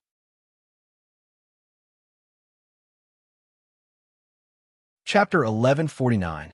To deal with a small group like Chuanjin, sneak attacks and assassinations were the most effective way. In order to take revenge, Whole of Windcloud spent a lot of money to hire professional-level experts to help deal with Chuanjin. However, Wuji was still more skilled. The sudden appearance of the Blood Alliance directly messed up the rhythm of Rat and the others. Luckily, Rat was a vigilant person. He had already sensed the Blood Alliance's arrival and escaped in advance. Otherwise, he would have ended up like the mercenaries, killed by the Quanjin sect and the Blood Alliance. One had to know that Chuanjin was a group of people who would look for something to do. They were people who would seek revenge for the smallest grievance. As the mastermind of this matter, the 12 stars would definitely have a much worse ending than the others. In the chaos, Rat and his men escaped out of the city and only stopped when they could no longer be seen. Not many people had experienced being surrounded by tens of thousands of people before. Along the way, Tiger and the others experienced what it meant to panic. After the panic, the 12 stars cursed. F***CK, that group of shameless people actually called for reinforcements. Yeah, F***CK, the Blood Alliance and Chuanjin are on the same side. I was so scared that I wanted to pee in my pants. This group of trash colluding with each other. A group of people who did sneak attacks and scolded others for being shameless. The pot calling the kettle black. Of course, if this kind of scolding was useful, the people from Chuanjin would have been scolded to death. The 12 stars were just cursing. After their emotions calmed down, everyone gradually calmed down.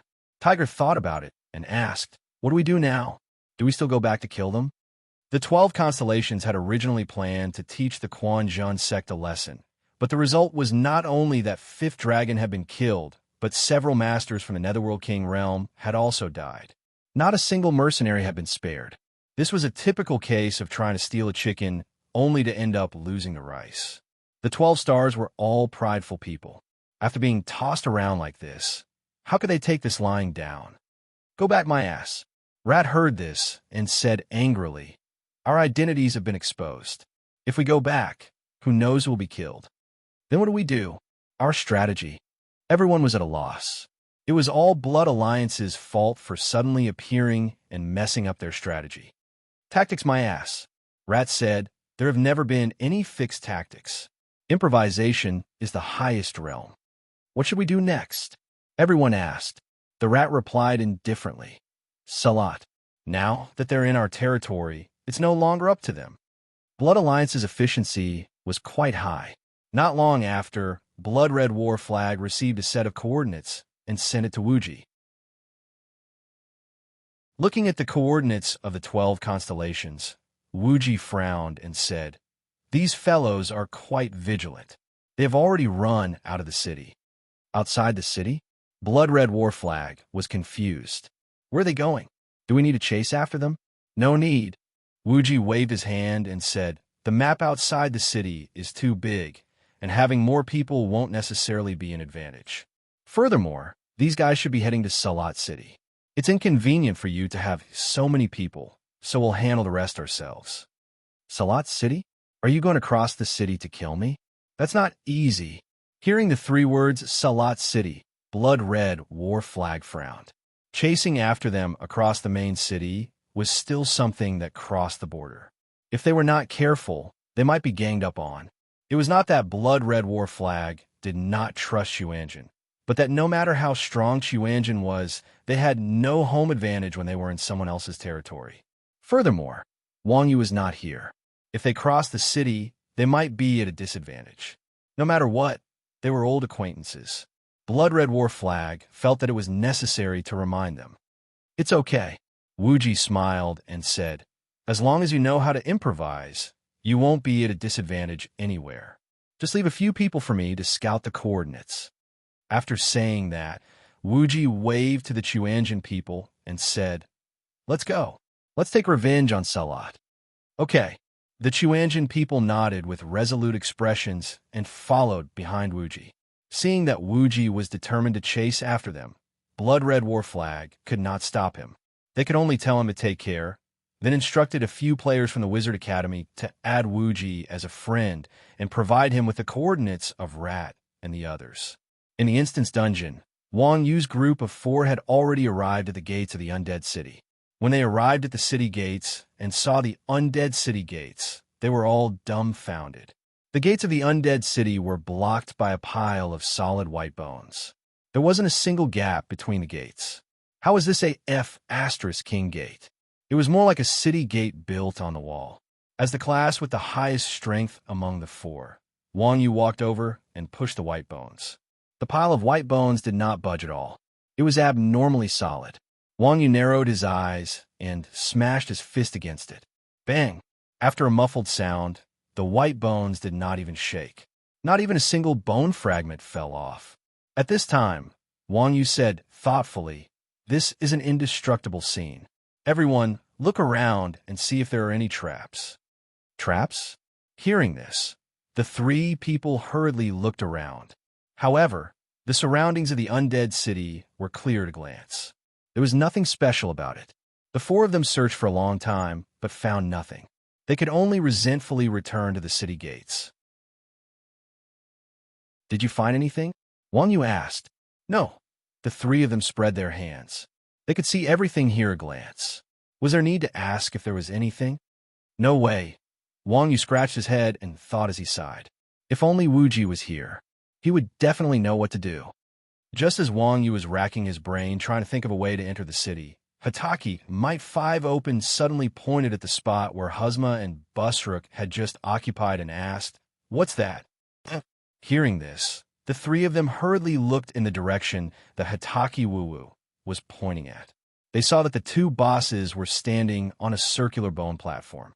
As the color of the platform was the same as the ground, and the light in the dungeon was dim, it was difficult to see it without looking carefully. She was a girl after all, so she was very meticulous. After seeing the bone platforms, the 4 of them quickly walked over and saw what they looked like. The 2 bone platforms looked exactly the same. In the center of each bone platform was a circular inlay. From the outline, the inlays seemed to be a pair of rings. Seeing this, Wang Yu took out the mutual death rings that he had obtained from the 2 bosses. At that moment, a hidden attribute appeared under the ring in Wang Yu's hand. Undead Key. Place both rings on the bone thrown at the same time to summon the Undead Lock. At the same time, Wang Yu rubbed his chin and stuffed one of the rings into Hataki Wu-Wu's hand. I'll count to 3 and put them in at the same time. Okay. Hataki Wu-Wu accepted the ring. 1, 2, 3. Clack. You're tuning in to the Warrior Lore YouTube channel. Don't forget to subscribe and join us on this journey to catch the most captivating stories.